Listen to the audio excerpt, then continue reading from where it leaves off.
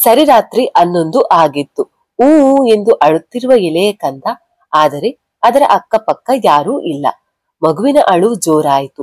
ಹಸಿವಿನ ಕೂಗು ಅಳುವಾಗಿತ್ತೇನೋ ಎಂಬಂತೆ ಆ ಅಳುವು ಕೂಗಿ ಕರೆಯುತ್ತಿತ್ತು ತನ್ನೆತ್ತವಳ. ಯಾರಿಗೂ ಆ ಅಳು ಕೇಳಲಿಲ್ಲ. ಯಾರಿಗೋ ಯಾಕೆ ಎತ್ತವಳಿಗೂ ಆ ಅಳು ಮುಟ್ಟಲಿಲ್ಲ. ಗರ್ಭದ ಗುಡಿಯ ದೇವರಿಗೂ ಅದು ತಟ್ಟಲಿಲ್ಲ. ಅನ್ನಕ್ಕಾಗಿ ಮನೆ ಮನೆ ಅಲೆದು ಮಿಕ್ಕಿದ್ದು ಅಳಸಿದ್ದು ಸಿಕ್ಕಿದ್ದು ಕೈಲಿ ಹಿಡಿದು ದೇವಸ್ಥಾನದ ಮೆಟ್ಟಿಲ ಬಳಿ ಬಂದ ಭಿಕ್ಷು ತಿನ್ನಲು ಎತ್ತಿಕೊಂಡ. ಅವನೊಡಲ ಹಸಿವು ಕೂಡ ಮೊದಲು ತನ್ನ ಹಸಿವ ನೀಗಿಸಿಕೊಳ್ಳುವ ತವಕದಲ್ಲಿತ್ತು. ಅದು ಅವನನ್ನ ಕಿವುಡನನ್ನಾಗಿ ಮಾಡಿತ್ತು. 4 ತುತ್ತು ತಿಂದ. ಯಾವುದೋ ಅಳುವ ಶಬ್ದ. ಕಿವಿ ನೆಟ್ಟಗಾಗಿ ತನ್ನ ಕೊಳ್ಳಕ್ಕೂ ಕೈಲಿ ಹಿಡಿದು ಅಳುವಿಗೆ ದಿಕ್ಕಿಗೆ ಕಿವಿ ಮಾಡಿ ಅಡಿಯಿಟ್ಟ. ಹತ್ತಿರ ಹೋಗುತ್ತಾ ಹೋಗುತ್ತಾ ಅವನಿಗೆ ಕಂಡಿದ್ದು ದೇವಸ್ಥಾನದ ಮುಂಬಾಗಿಲ ಬಳಿ ಇನ್ನೂ ಜಗದ ಕಣ್ಣು ನೋಡಲು ತನ್ನ ಕಣ್ಣು ಬಿಡದ ಮಗು. ಭಿಕ್ಷು ಅದನ್ನ ನೋಡುತ್ತಲೇ ಗದ್ಗರಿತನಾದ. ಕೈಯಲ್ಲಿದ್ದ ಕೂಳು ಜಾರಿತು. ಜಾರಿದ ಕೂಳಿನ ಬಗ್ಗೆ ತಲೆ ಕೆಡಿಸಿಕೊಳ್ಳದೆ ಮಗುವನ್ನು ಎತ್ತಿಕೊಂಡ. ಯಾರಾದ್ರೂ ಇದ್ದೀರಾ? ಅಮ್ಮ ಅಮ್ಮ, ಯಾರಾದ್ರೂ ಇದ್ದೀರಾ? ಯಾರ ಸುಳಿವೂ ಇಲ್ಲ. ಮಗುವ ಹಿಡಿದು ಅಕ್ಕಪಕ್ಕ ನೋಡಿದ. 1-2 ಕ್ಷಣ ಅಲ್ಲೇ ಬಿಡಲು ಮನಸ್ಸಾಗಲಿಲ್ಲ. ಕೆಳಗೆ ಬಿದ್ದಿದ್ದ ಕೂಳಿನ ಪಾತ್ರೆಯ ಹಿಡಿದು ಮಣ್ಣಾಗಿದ್ದ ಕೂಳನ್ನ ಕಂಡು ನಗು ಹೊಡೆದು ಮತ್ತೆ ಆ ಸರಿ ರಾತ್ರಿಯಲ್ಲಿ ಮನೆ ಮನೆ ಬಡಿದು ಅಲೆದಾಡಿದ. 1 ತೊಟ್ಟು ಹಾಲಿಗೆ, ಆ ಮಗುವಿನ ಅಳುವಿನ ತಡೆಗೆ. ಎಲ್ಲೂ ಹಾಲು ಸಿಗಲಿಲ್ಲ. ಎಷ್ಟೋ ಜನ ಬೈದು ಉಗಿದು ನೂಕಿದರು. ಭಿಕ್ಷು ಆದರೂ ಗಂಡಿನ ಕಲ್ಲು ಹೃದಯವಾದರೂ ಅವನೊಳಗಿನ ಮನುಷ್ಯತ್ವ ಮಮತೆ ಎದ್ದು ಬೀಗಿತ್ತು. ಆದರೆ ಅವನ ಎಲ್ಲಾ ಪ್ರಯತ್ನ ಫಲಿಸದೆ ಎದೆಯಲ್ಲಿ ಕಣ್ಣಲ್ಲಿ ಜಾರಿತ್ತು ಕಂಬನಿ. ಗುಡಿಯ ಒಳಗೆ ಗುಡಿಯಲ್ಲಿ ಹಾಲು ಅಭಿಷೇಕ. ಬಡಜೀವ ನಿನಗೆ ಹಸಿವೆಂಬ ನರಕ. ಜೀವ ಇರುವ ದೇವರೇ ಗರ್ಭಗುಡಿಯಿಂದ ಎಸೆದಿರುವಾಗ ಈ ಜೀವ ಇಲ್ಲದ ಗರ್ಭಗುಡಿಯ ಈ ದೇವ ಏನು ತಾ ಮಾಡಿತು ಅಂತ ಮನಸ್ಸಿಗೆ ಬಂದದ್ದು ಹೇಳುತ್ತಾ ದೇವಸ್ಥಾನದ ಬಳಿ ಬಂದ. ಮಗುವಿನ ಅಳು ಕಂಡು ಅವನಿಗೆ ಹೃದಯ ಒಡೆಯಿತು. ನೋಡು ಮಗ, ನಾನು 70ರ ಮುದುಕ. ಇವತ್ತೋ ನಾಳೆ ಹೋಗುವವ. ನಿನ್ನ ಅಲ್ಲೇ ಮಲಗಿಸುವೆ. ಅವನಿಚ್ಛೆ ಏನಿದೆಯೋ ಹಾಗೇ ಆಗಲಿ. ನನ್ನ ಕ್ಷಮಿಸು ಮಗ ಅಂತ ಮೆಟ್ಟಿಲ ಹತ್ತಿ ಇಡಲು ಹೋದ. ಆದರೆ ಮನಸ್ಸು ಒಪ್ಪಲಿಲ್ಲ. ಮತ್ತೆ ಎತ್ತಿ ಹಿಡಿದು ಅವನಾಸೆ ಏನಿದೆಯೋ ಬಾ, ನಾನೇ ನನ್ನ ಕೈಲಾದ ಹಾಗೆ ನೋಡ್ಕೊಳ್ತೀನಿ ಎಂದು ಅಳುತ್ತಿದ್ದ ಮಗುವ ಹಿಡಿದು ಕೆಳಗೆ ಬಂದ. ಕೆಳಗೆ ಬಂದವನಿಗೆ ಒಂದು ಅಚ್ಚರಿ ಕಾದಿತ್ತು. ಮನೆ ಮನೆ ಅಲೆದರೂ ದೊರಕದ 1 ಹನಿ ಹಾಲು ಈಗ ಕೊನೆಯ ಮೆಟ್ಟಿಲಿನ ಬಳಿ ಒಂದು ಬಾಟಲಿಯಲ್ಲಿ ತುಂಬಿತ್ತು. ಮೊದಲು ಅಳುವ ಮಗುವಿನ ಬಾಯಿಗೆ ಹಿಡಿದು ಅದನ್ನು ಮಗುವನ್ನ ಹಿಡಿದು ಸುತ್ತಲೂ ಅಳೆದ. ಅಮ್ಮ ಅಮ್ಮ ಎಂದು ಕೂಗುತ್ತಾ. ಆದರೆ ಯಾರೂ ಕಾಣಲಿಲ್ಲ. ಅವನಿಗೆ ಅಚ್ಚರಿಯಾಯ್ತು. ನಡಿಲಿ ನಡಿಲಿ, ಏನೇನು ಆಗುತ್ತೋ ಆಗಲಿ ಬಾ ಎಂದು ಮಗುವ ಹಿಡಿದು ಆಕಾಶ ಕಾಣುವ ನೆಲದ ಹಾಸಿಗೆ ಇರುವ ಸುತ್ತ ಪರದೆ ಅಂಗಿರುವ ತನ್ನ ಗುಡಿಗೆ ಕರೆದೊಯ್ದ ಆ ಭಿಕ್ಷು. ಇವಾಗ ಏನೋ ಸರಿ ಹೋಯ್ತು. ಆದ್ರೆ ನಾಳೆ ಏನೋ ಎಂಬ ಚಿಂತೆ ಇಲ್ಲದೆ ಹಾಲು ಕಡೆದು ಮಲಗಿದ್ದ ಮಗುವ ಹಾಗೆ ಮಲಗಿಸಿ ಪಕ್ಕದಲ್ಲಿ ಮಲಗಿದ. ಬೆಳಕರಿಯಿತು. ಎದ್ದು ಆಚೆ ಬರುವ ಮೊದಲೇ ಕಾಲಡಿಯಲ್ಲಿ ಒಂದು 100 ರೂಪಾಯಿ ಹಾಗೂ ಹಾಲು ಇತ್ತು. ಕಾಲಿಗೆ ತಾಕಿದ ಅದನ್ನ ನೋಡಿದ ಭಿಕ್ಷು ಒಡನೆ ಆಚೆ ಬಂದು ನೋಡಿದ. ಯಾರೂ ಕಾಣಲಿಲ್ಲ. ಅಲ್ಲೇ ಆಡುತ್ತಿದ್ದ ಬೇರೆ ಮಕ್ಕಳನ್ನ ಕೇಳಿದ. ಅವುಗಳಿಗೆ ಅವುಗಳದ್ದೇ ಆಟ. ಅವುಗಳ ಉತ್ತರ ಗೊತ್ತಿಲ್ಲ. ಮಗು ಎದ್ದು ಅಳಲು ಭಿಕ್ಷು ಒಳಗೆ ಓಡಿದ. ಬಾಟಲಿಗೆ ಹಾಲು ಹಾಕಿ ಬಾಯಿಗಿಟ್ಟ. ಕುಡಿಯುತ್ತಿರುವುದು ವಿಷವೋ ಹಾಲೋ ನೀರೋ ತಿಳಿಯದ ಆ ಮಗು ಹಸಿವಿನ ನಿದಿರೆಯ ಅಮಲ್ನಲ್ಲಿ ಸುಮ್ಮನಾಯಿತು. ಯಾರಿದು? ನೆನ್ನೇನೋ ಹೀಗೆ ಆಯ್ತು. ಹಾಲಿತ್ತು, ಆದ್ರೆ ಇಟ್ಟವರು ಕಾಣಲಿಲ್ಲ. ಈಗ ಹಾಲಿನ ಜೊತೆ ರೊಕ್ಕ ಬೇರೆ ಇಟ್ಟವ್ರೆ. ಯಾರದು? ಹೆತ್ತ ತಾಯಿಯೋ ತಂದೆಯೋ? ನನಗೆ ಹಣ ಹಾಲು ಕೊಡುವ ಬದಲು ನೀವೇ ನೋಡಿಕೋಬಹುದಲ್ಲ ಓ ಜೀವವೇ. ಯಾಕೆ ತರ? ಏನು ಕಾರಣ? ಅಥವಾ ಆ ದೇವರೇ ಈ ಮಗಿಗೆ ಎಲ್ಲ ಕೊಡುತ್ತಿದ್ದಾನೋ ಎಂದು ಯೋಚಿಸುತ್ತಾ ಮಗು ಅರ್ಧ ಹಾಲು ಕುಡಿದು ಹಾಗೆ ನಿದ್ದೆಗೆ ಜಾರಿತು. ಮುದುಕ ಎದ್ದು ಆಚೆ ಬಂದ. ಬಾಗಿಲ ಬಳಿ ಕುತೂಹಲದಿಂದ ನೋಡುತ್ತಿದ್ದ ಮಕ್ಕಳ ದೂರ ಸರಿಸಿ ಮನದಲ್ಲಿ ಮೂಡಿದ ಪ್ರಶ್ನೆಯ ಅಲ್ಲೇ ತಡೆ ಹಿಡಿದು ಆ 100 ರೂಪಾಯಿಯನ್ನ ಎತ್ತಿ ಕಟ್ಟಿಟ್ಟು ತನ್ನ ಹೊಟ್ಟೆಗೆ ತುತ್ತು ಬೇಡಿ ಬರುವೆ ಈ ಮಗುವನ್ನ ನೋಡಿಕೋ ಎಂದು ಪಕ್ಕದ ಗೂಡಿನ 15ರ ಹುಡುಗ ಧ್ರುಣಿಗೆ ಹೇಳಿದ. ಅವನು, ಯಾರಜ್ಜಯ್ಯ ಇದು? ಯಾರ ಮಗು? ನಾನಿಷ್ಟು ದಿನ ನೋಡಿರಲಿಲ್ಲ. ಎಲ್ಲಿತ್ತು ಎಂದ. ರಾತ್ರಿಯೆಲ್ಲ ನಡೆದಿದ್ದ ಹೇಳಿ ನಿನ್ನ ಹಾಗೆ ಅನಾಥ. ಹುಟ್ಟುತ್ತಲೇ ಭಿಕ್ಷುವಿನಿಂದ ಭಿಕ್ಷೆ ಪಡೆದ ಭಾಗ್ಯವಂತ ಎಂದು ಹೇಳಿ ಹೊರಗೆ ಹೋದ ಅಜ್ಜ. ಮನಸ್ಸಲ್ಲಿ ಉತ್ತರ ಸಿಗದ ಪ್ರಶ್ನೆ. ಅದರ ನಡುವೆ ದಿನನಿತ್ಯದ ಹೊಟ್ಟೆಪಾಡಿನ ಪರಿಪಾಟಲು. ಮನೆ ಮನೆ ಅಲೆದು ದೇವಸ್ಥಾನದ ಬಳಿ ಸ್ವಲ್ಪ ಹೊತ್ತು ಕಳೆದು ಮರಳಿದ. ಅಷ್ಟರಲ್ಲಿ ಮಗು ಎದ್ದಿತ್ತು. ಧ್ರುಣಿಯ ಕೈಯಲ್ಲಿ ಆಡುತ್ತಿತ್ತು. ಮಗು ನೋಡಿಕೊಳ್ಳುತ್ತಾ ಮುದುಕ ಸಂಜೆ ಕಳೆದ. ಇವತ್ತು ಧ್ರುಣಿಯೇ ರಾತ್ರಿ ಪಾಳಿಯ ಊಟ ತಂದುಕೊಟ್ಟ. ಇದ್ದ 100 ರೂಪಾಯಲ್ಲೇ ಮುದುಕ ಹಾಲು ತರಿಸಿ ಉಳಿದಿದ್ದ ಮತ್ತೆ ಗಂಟು ಕಟ್ಟಿಟ್ಟ. ಹಾಲು ಕುಡಿಸಿ ಮಲಗಿದ ಮಗು ಮಲಗಿತ್ತು. ಮರುದಿನ ಎದ್ದಾಗ ಭಿಕ್ಷುವಿನು ಎನಿಸಿದ್ದ ಹಾಗೆ ಅಲ್ಲಿ ಹಾಲಾಗಲಿ ದುಡ್ಡಾಗಲಿ ಇರಲಿಲ್ಲ. ಮುದುಕನಿಗೆ ಏನೋ ಅರ್ಥವಾದ ಹಾಗೆ ನಕ್ಕು ಧ್ರುಣಿಯ ಕೈಲಿ ಹಾಲು ತರಿಸಿ ಮಗುವಿಗೆ ಕೊಟ್ಟ. ಯಾರತ್ತ ಮಗುವೋ ನೀನು, ಹಸಿದಾಗ ಬಿಟ್ರೆ ಮತ್ತೆ ಕಾಟ ಕೊಡಲ್ಲ. ನಿನ್ನ ಎತ್ತವಳಿಗೆ ನಿನ್ನಾಡಿಸುವ ಭಾಗ್ಯ ಇಲ್ಲ ಎಂದು ಆ ಮಗು ನೋಡಿ ನಿಟ್ಟುಸಿರು ಬಿಟ್ಟ. ಮಗು ಹಾಲು ಕುಡಿದು ಆಡುತ್ತಾ ಮಲಗಿತ್ತು. ಆ ಮಗು ಬಂದ ಮೇಲೆ ಏನೇನೋ ಮಾಡಿ ಸೋರದಂತೆ ಸುಡದಂತೆ ಮೇಲ್ಚಾವಣಿ ಮಾಡಿಸಿದ. ಹೀಗೆ 3 ದಿನ ಕಳೆಯಿತು. ಯಾವುದೋ ಕಾಸು ಹಾಲು ಈಗ ಇಲ್ಲ. ಮುದುಕ ಒಳಗೆ ಸ್ವಲ್ಪ ಭಯಪಟ್ಟ. ಆದ್ರೆ ಇಷ್ಟು ವರುಷಾನೇ ಆ ದೇವರಿಗೆ ಸೋಲಲಿಲ್ಲ.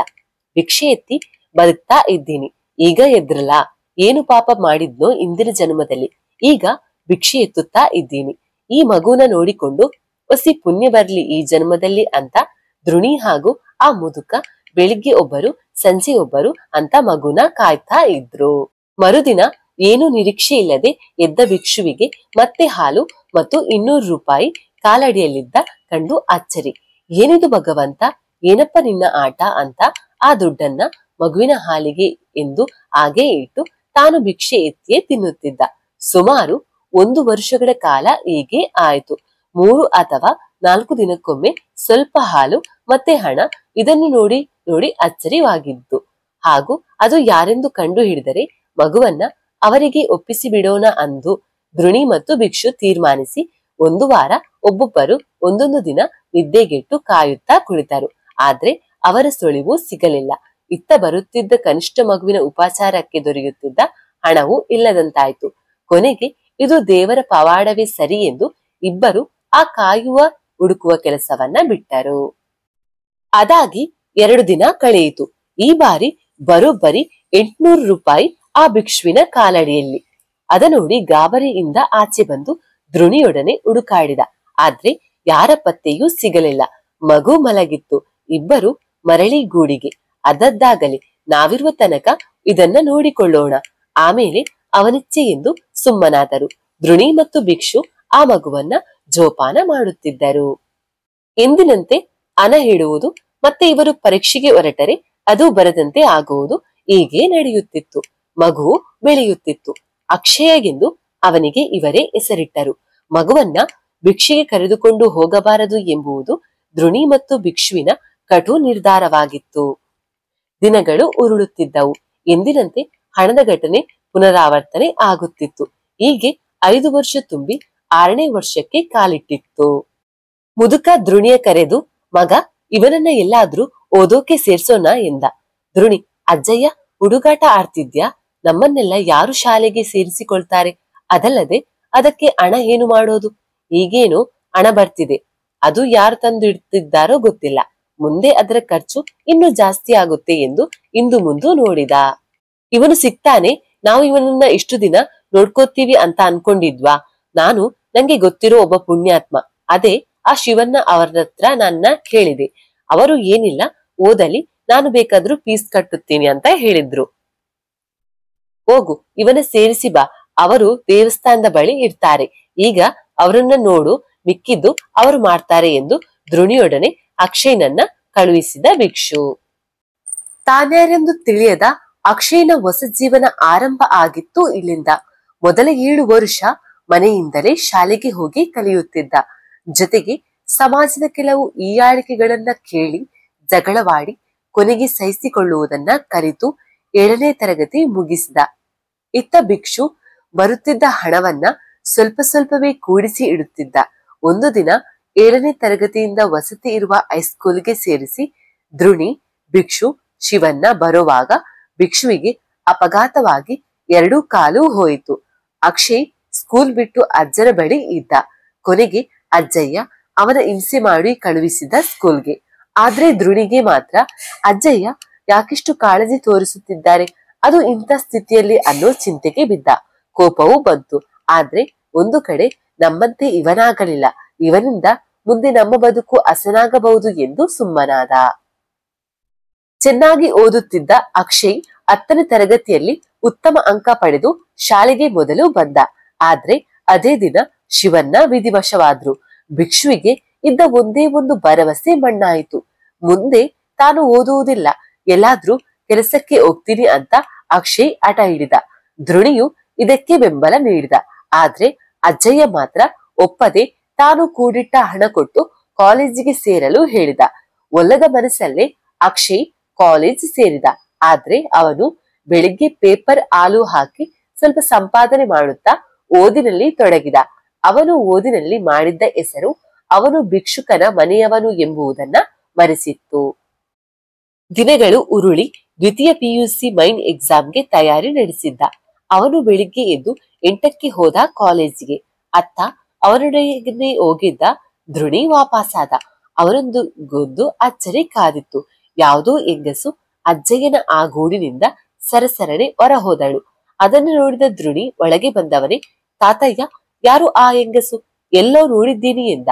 ಮಗ, ಇವಳೆ ಕಣಪ್ಪ, ಆ ಅಕ್ಷಯ್ ಎತ್ತೋಳು ಎಂದ.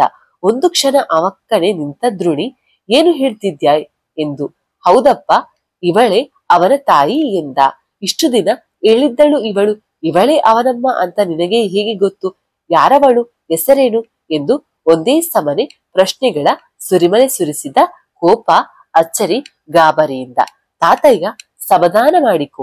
ಇವಳು ಇಷ್ಟು ದಿನ ನಮಗೆ 3-4 ವಾರಕ್ಕೆ 15 ದಿನಕ್ಕೋ ಒಮ್ಮೆ ಸಿಗುತ್ತಿದ್ದ ಹಣದಲ್ಲಿದ್ದಳು. ಅವನಿಗೆ ಕೆಲವೊಮ್ಮೆ ಹಾಲಿನ ರೂಪದಲ್ಲಿದ್ದಳು. ಇಂದು ಮುಂದು ಅವನ ಬದುಕಿನ ಬೆಳಕಲ್ಲಿ ಇರುತ್ತಾಳೆ ಎಂದ. ಏನೂ ತಿಳಿಯದೆ, ಅರ್ಥವಾಗದೆ ಒಗಟಿನಂತೆ ಹಾಗೇ ಬೆಪ್ಪಾಗಿ ನಿಂತ ಧ್ರುಣಿ. ತಾತಯ್ಯ ಮುಂದುವರೆದು ಹೇಳಿದ. ಅಕ್ಷಯ್ಗೆ ಆಗ 5 ವರ್ಷ ಇರಬಹುದು. ಸುಮಾರು ಮುಂಜಾವು 4ರ ಸಮಯ. ನನ್ನ ಕಾಲಿಗೆ ಯಾರೋ ನಮಸ್ಕಾರ ಮಾಡಿದ ಹಾಗಾಯ್ತು. ಅವರ ಕಣ್ಣ ಹಣಿಗಳು ನನ್ನ ಪಾದ ತಾಕಿ ಎಚ್ಚರವಾಗಿ ನೋಡಿದೆ. ಅವರು ಆಚೆ ಓಡಿದರು. ಆಗ ನಾನು ಹೋಗಿ ಕೈ ಹಿಡಿದು ನಿಲ್ಲಿಸಿದೆ. ಆಗ ಕಂಡ ಮುಖವೇ ಆ ಹೆಣ್ಣು ಮಗಳು. ಒಂದೇ ಸಮನೆ ಅಳುತ್ತಾ ನನ್ನ ಕಾಲು ಹಿಡಿಯಿತು. ಯಾರಮ್ಮ ನೀನು ಎಂದು ಕೇಳಲು, ನಾನು ಆ ಮಗುವಿನ ತಾಯಿ ಎಂದಳು. ಅಚ್ಚರಿ ಆಯಿತು. ಆದ್ರೆ ನನ್ನ ಕಾಲಿನ ಬಳಿ ಅವಳು ಇಟ್ಟಿದ್ದ 500 ರೂಪಾಯಿ ಇರಬಹುದೆಂದು ಹೇಳುತ್ತಿತ್ತು. ಆದರೂ ಅನುಮಾನ ಕೇಳಿದೆ. ಸುಳ್ಳು, ನೀನು ಅವಳ ತಾಯಿ ಎಂದು ಹೇಗೆ ನಂಬಲಿ? ಇಷ್ಟು ದಿನ ಇಲ್ಲದ್ದು ಈಗ ಬಂದಿದ್ಯಾ ಎಂದು ಕೇಳಿದೆ. ಅದಕ್ಕೆ ಅವಳು, ಅಜ್ಜಯ್ಯ, ಆ ದಿನ ಸರಿಸುಮಾರು 11 ಆಗಿತ್ತು. ಈ ಮಗುವನ್ನ ನಾನೇ ಆ ದೇವಸ್ಥಾನದ ಮುಂಬಾಗಿಲ ಬಳಿ ಇಟ್ಟು ಯಾರಾದ್ರೂ ಎತ್ತಿಕೊಳ್ಳಲಿ ಎಂದು ಕಾಯುತ್ತಿದ್ದೆ. ಆದ್ರೆ ಯಾರಿಗೂ ಆ ಮಗುವಿನ ಅಳು ಕೇಳಲಿಲ್ಲ. ಇನ್ನೇನು ನಾನೇ ಎತ್ತಿಕೊಳ್ಳೋಣ ಎನ್ನುವಷ್ಟರಲ್ಲಿ ನೀವಲ್ಲಿಗೆ ಬಂದಿರಿ, ಕೂಗಿದಿರಿ. ನಾನು ಅಲ್ಲೇ ಅವಿತಿದ್ದೆ. ಆ ಮಗುವ ಹೊತ್ತು ಹೋದ ನಿಮ್ಮ ನಾ ಹಿಂಬಾಲಿಸಿದೆ. ಆಗ ತಿಳಿದದ್ದು ನೀವು ಒಬ್ಬ ಭಿಕ್ಷುಕ ಎಂದು. ಆದ್ರೆ ನೀವು ಅವನ ಅಳುವಿಗೆ ಪಾಡುತ್ತಿದ್ದ ಆ ಕಷ್ಟ ನೋಡಿದೆ. ಮತ್ತೆ ನೀವು ದೇವಸ್ಥಾನದ ಮೆಟ್ಟಿಲತ್ತಿ ಮೇಲೋದಾಗ ನಾನೇ ಅಲ್ಲಿ ಹಾಲಿಟ್ಟೆ ಎಂದಳು. ನಿನ್ನ ಮಗ ಒಬ್ಬ ಭಿಕ್ಷುಕನ ಪಾಲಾದದ್ದು ಕಂಡು ನೀನು ಏಕೆ ಸುಮ್ಮನಾದೆ ಎಂದು ನಾ ಕೇಳಲು, ಆಕೆ, ಈಗ ನಾ ಹೊರಬಂದು ನನ್ನ ಮಗು ಎಂದು ಒಪ್ಪಿಕೊಂಡರೆ ನೀವು ಅದನ್ನ ಅಲ್ಲಿಯೇ ಬಿಟ್ಟು ಹೋಗುವಿರಿ ಅನ್ನೋ ಭಯ. ಜೊತೆಗೆ ಬೇರೆ ಅವರು ಸಾಕಿದರೂ ನಿಮಗೆ ತಿಳಿದು ಅವರಿಗೂ ಹೇಳಬಹುದು ಎಂದು ಹೊರಗೆ ಬರಲಿಲ್ಲ ಎಂದಳಪ್ಪ. ಹಾಗೂ ಅವಳೇ ನಮಗೆ ಹಣ ನೀಡುತ್ತಿದ್ದದ್ದು ಎಂದು ಹೇಳಿದಳು. ಎಲ್ಲಾ ನಿಜವಾದ ಸಂಗತಿ ಅಲ್ಲವೇನಪ್ಪ ಎಂದು ಧ್ರುಣಿಯನ್ನ ಕೇಳಿದ. ಆದ್ರೆ ಅವಳ್ಯಾಕೆ ಮಗುವನ್ನು ತಿರಸ್ಕರಿಸಿದಳು? ಮತ್ತೆ ನಾವು 1 ವಾರ ಕಣ್ಣಿಗೆ ಎಣ್ಣೆ ಬಿಟ್ಟುಕೊಂಡು ಕಾದಾಗ ಬರಲಿಲ್ಲ ಎಂದು ಧ್ರುಣಿ. ಅದನ್ನು ಕೇಳಿದೆ ಕಣಪ್ಪ. ಆಗ ಆಕೆ ಹೇಳಿದ್ದು, ಈ ಸಭ್ಯ ಸಮಾಜದಲ್ಲಿ ನಾನೊಬ್ಬಳು ವೇಶ್ಯೆ. ಸಮಾಜವೇ ಅದಕ್ಕೆ ಕಾರಣವೋ ಇಲ್ಲ ನನ್ನ ಹಣೆಬರವೋ ಗೊತ್ತಿಲ್ಲ. ಬದುಕಿನ ಸಮಯದ ಕೈಗೊಂಬೆಯಾಗಿ ಗಂಡಿನ ಕಾಮದ ಕುಲುಮೆಯಲ್ಲಿ ಬೆಂದು ಕೊನೆಗೆ ಸಮಾಜದಲ್ಲಿ ಯಾವುದಕ್ಕೂ ಬೇಡವಾಗಿ ಕೇವಲ ಭೋಗದ ವಸ್ತುವಾಗಿ ವೇಶ್ಯೆ ಎಂಬ ಅಣೆಪಟ್ಟಿಯೊಡನೆ ಬೆಳಕಿನ ಮರೆಯಲ್ಲಿ ನಿಂತು ಸೆರಗಿನ ಮರೆಯಲ್ಲಿ ಸುಖ ಕೊಡುವವಳು. ಆ ಕಾಮದ ಕುಲುಮೆಯಲ್ಲಿ ಕಾದು ಹಿಗ್ಗಿದ ಕಬ್ಬಿಣವೇ ಈ ಮಗು. ನನ್ನನ್ನು ನಾನು ರಕ್ಷಿಸಿಕೊಂಡು ಇವನನ್ನು ಕಾದು ಜನ್ಮವನ್ನೇ ಕೊಟ್ಟೆ. ಆದ್ರೆ ಆ ಕುಲುಮೆಯ ಬೆಂಕಿ ನನ್ನನ್ನು ಪೂರಾ ಆವರಿಸಿತ್ತು. ನಾನು ಹೊರಬರುವುದು ಅಸಾಧ್ಯವಾಗಿತ್ತು. ಇನ್ನು ಇದು ಒಬ್ಬ ವೇಶ್ಯೆಯ ಮಗು ಎಂದು ಈ ಆಳು ಸಮಾಜ ಆಡಿ ಹಾಳು ಮಾಡಿ ಇವನನ್ನು ಏನಾದ್ರೂ ದುಷ್ಕಾರ್ಯಗಳಿಗೆ ಬಳಸಿದರೆ ಎಂದು ಭಯವಾಗಿ ಅಂದು ಆ ರಾತ್ರಿ ದೇವಸ್ಥಾನದ ಮುಂಬಾಗಿಲಲ್ಲಿ ಇಟ್ಟೆ. ನಿಮ್ಮ ಕೈ ಸೇರಿದಾಗ ನನ್ನ ಮಗು ಸಮಾಜದಲ್ಲಿ ವೇಶ್ಯೆ ಮಗನೆಂದು ಹೀಯಾಳಿಸಿ ಬಾಳುವ ಬದಲು ಭಿಕ್ಷುಕನಾಗಿಯಾದ್ರೂ ಬಾಳಲಿ ಎಂದು ಸುಮ್ಮನಾದೆ ಎಂದಳು. ನೀವು ನನ್ನನ್ನ ಕಂಡು ಹಿಡಿಯಲು ಕಾಯುತ್ತಿರುವುದು ನನಗೆ ಗೊತ್ತಿರಲಿಲ್ಲ. ಆದ್ರೆ ನಾನು ಇದ್ದ ಆ ಬಲೆಯಲ್ಲಿ ಎಷ್ಟೋ ಸಲ ಪೊಲೀಸರ ಅತಿಥಿಯಾಗಿದ್ದೆ ಹಾಗೂ ಕೆಲವೊಮ್ಮೆ ಹಣವಿಲ್ಲದೆ ಬಂದಿರಲಿಲ್ಲ ಎಂದಳಪ್ಪ. ಅದನ್ನ ಕೇಳುತ್ತಾ ಅಜ್ಜಯ್ಯನ ಕಣ್ಣಲ್ಲಿ ಕೇಳುತ್ತಾ ದ್ರೋಣಿಯ ಕಣ್ಣಲ್ಲಿ ನೀರು ಜಾರಿತು. ಮುಂದುವರೆದ ಅಜ್ಜಯ್ಯ, ಆದ್ರೆ ಇವತ್ತು ಏನಾಯ್ತೋ ಕಾಣೆ, ಇಲ್ಲಿಂದ ಓಡೋಗಳು ಮನಸ್ಸಲಾಗಲಿಲ್ಲ. ನಿಮಗೆ ನಿಜ ಹೇಳೋಣ ಎಂದೋನೆ ಉಳಿದೆ ಎನ್ನಿಸುತ್ತದೆ. ನನ್ನದೊಂದು ಸಣ್ಣ ಬೇಡಿಕೆ. ನನ್ನ ಕೈಲಾದಷ್ಟು ಹಣನ ಆಗಾಗ ಕೊಡ್ತೀವಿ. ಅವನಿಗೆ ವಿದ್ಯಾಭ್ಯಾಸ ಮಾಡಿಸಿ ಸಾಕು. ಇಷ್ಟು ಮಾಡಿ ಪುಣ್ಯ ಕಟ್ಟಿಕೊಳ್ಳಿ.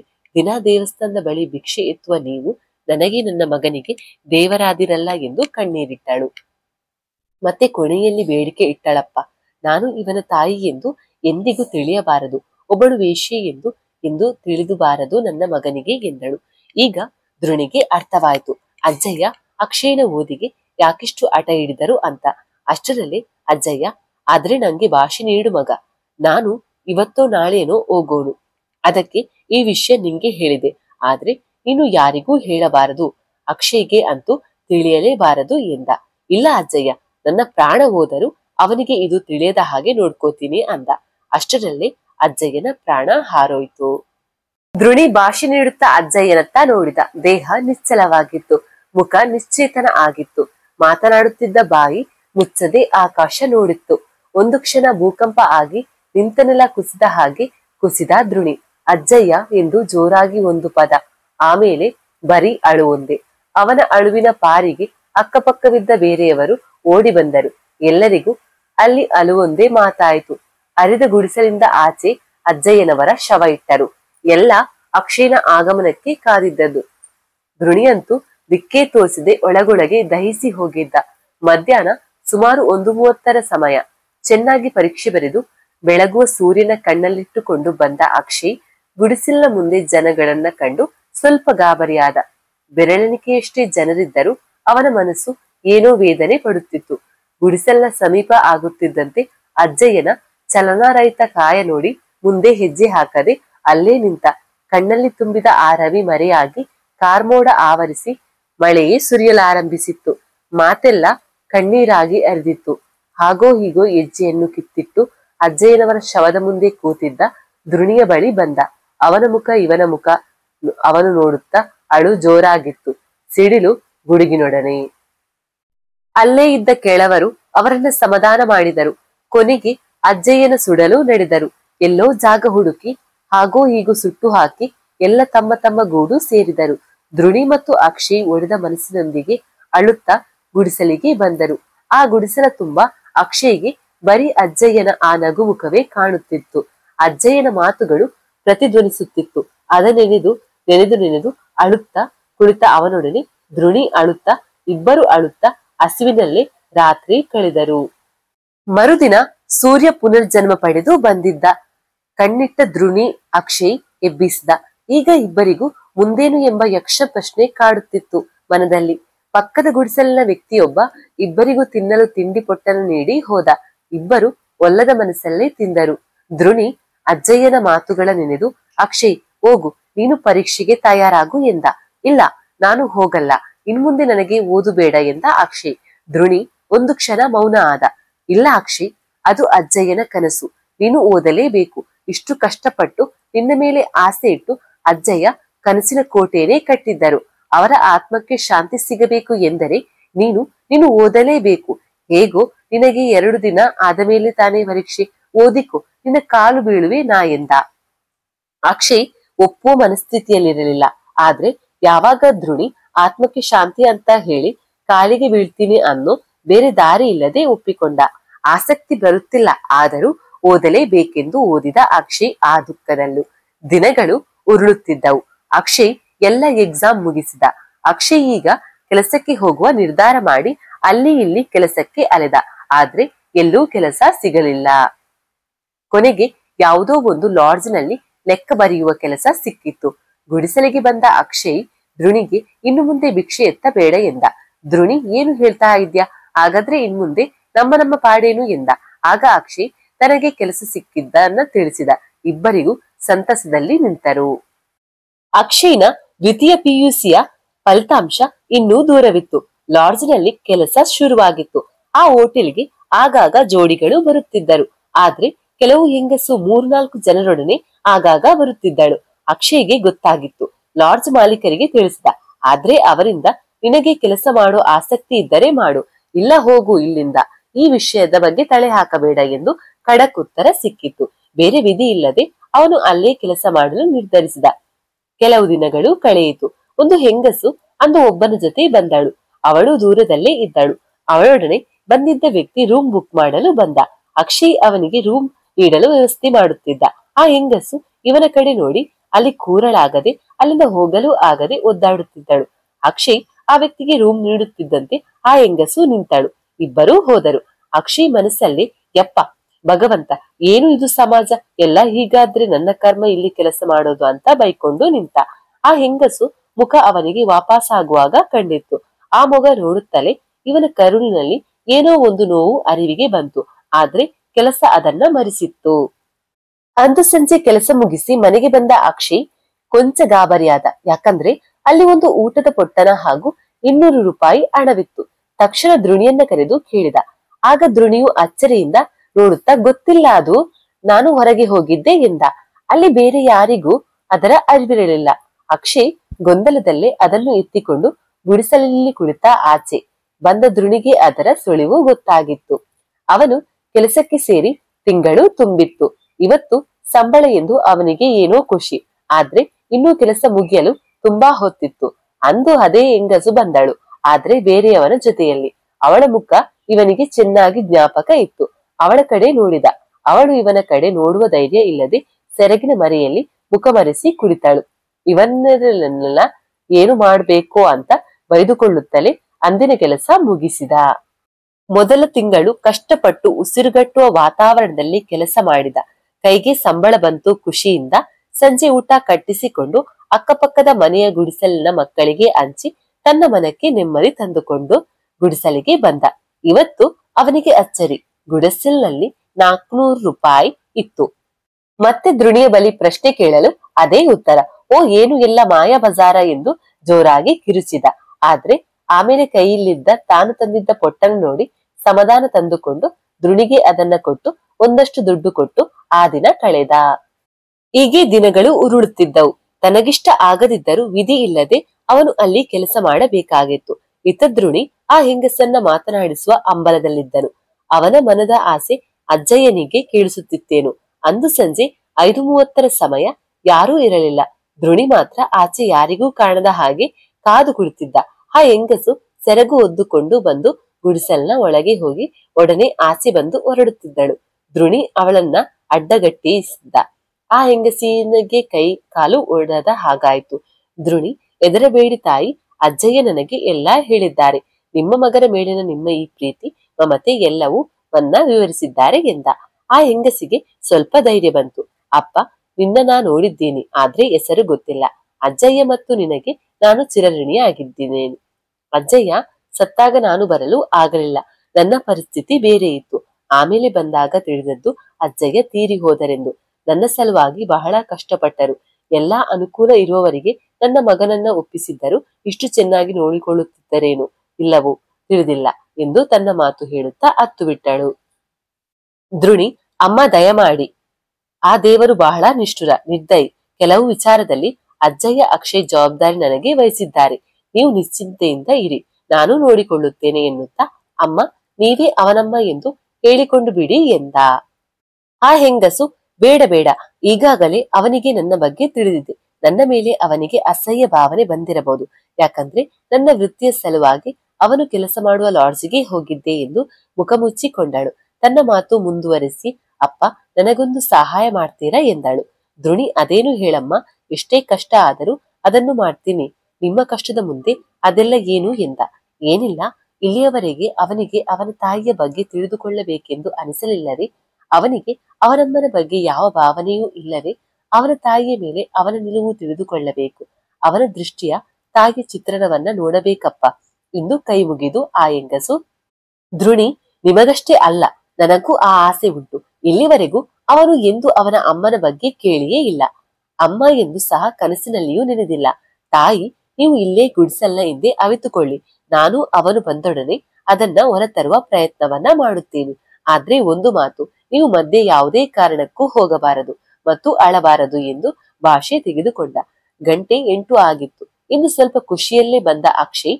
ಕಾರಣ, ಇನ್ನು 15 ದಿನದಲ್ಲೇ ಅವನ ದ್ವಿತೀಯ PUC ಫಲಿತಾಂಶ ಬರುತ್ತಿದೆ ಎನ್ನುವ ಅದಕ್ಕೆ ಕಾರಣ ಆಗಿತ್ತು.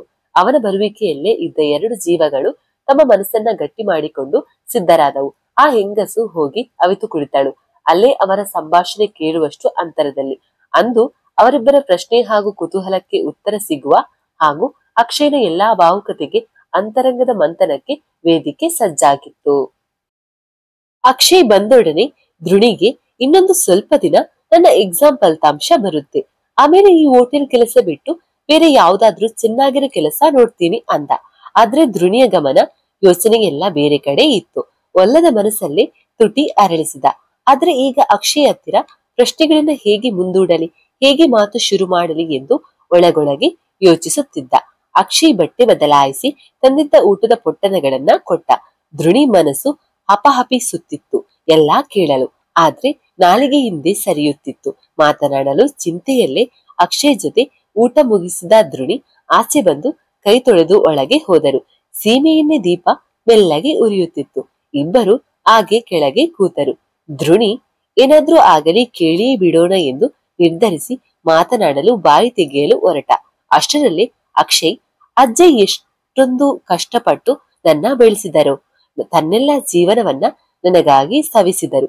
ಈಗ ನಾನು ಅವರನ್ನ ಚೆನ್ನಾಗಿ ನೋಡಿಕೊಳ್ಳೋ ಶಕ್ತಿ ಇದೆ. ಆದ್ರೆ ಅಜ್ಜಯ್ಯನೇ ಇಲ್ಲ. ಅಜ್ಜಯ್ಯ ನಮ್ಮ ಜೊತೆ ಇರಬೇಕಾಗಿತ್ತು. ಈಗ ಚೆನ್ನಾಗಿರ್ತಿತ್ತು ಅಲ್ವಾ ಅಂತ ಧ್ರುಣಿಯ ಕಡೆ ಮುಖ ಮಾಡಿದ. ಧ್ರುಣಿಗೆ ಮರುಭೂಮಿಯಲ್ಲಿ ನೀರು ಸಿಕ್ಕಂತಾಯ್ತು.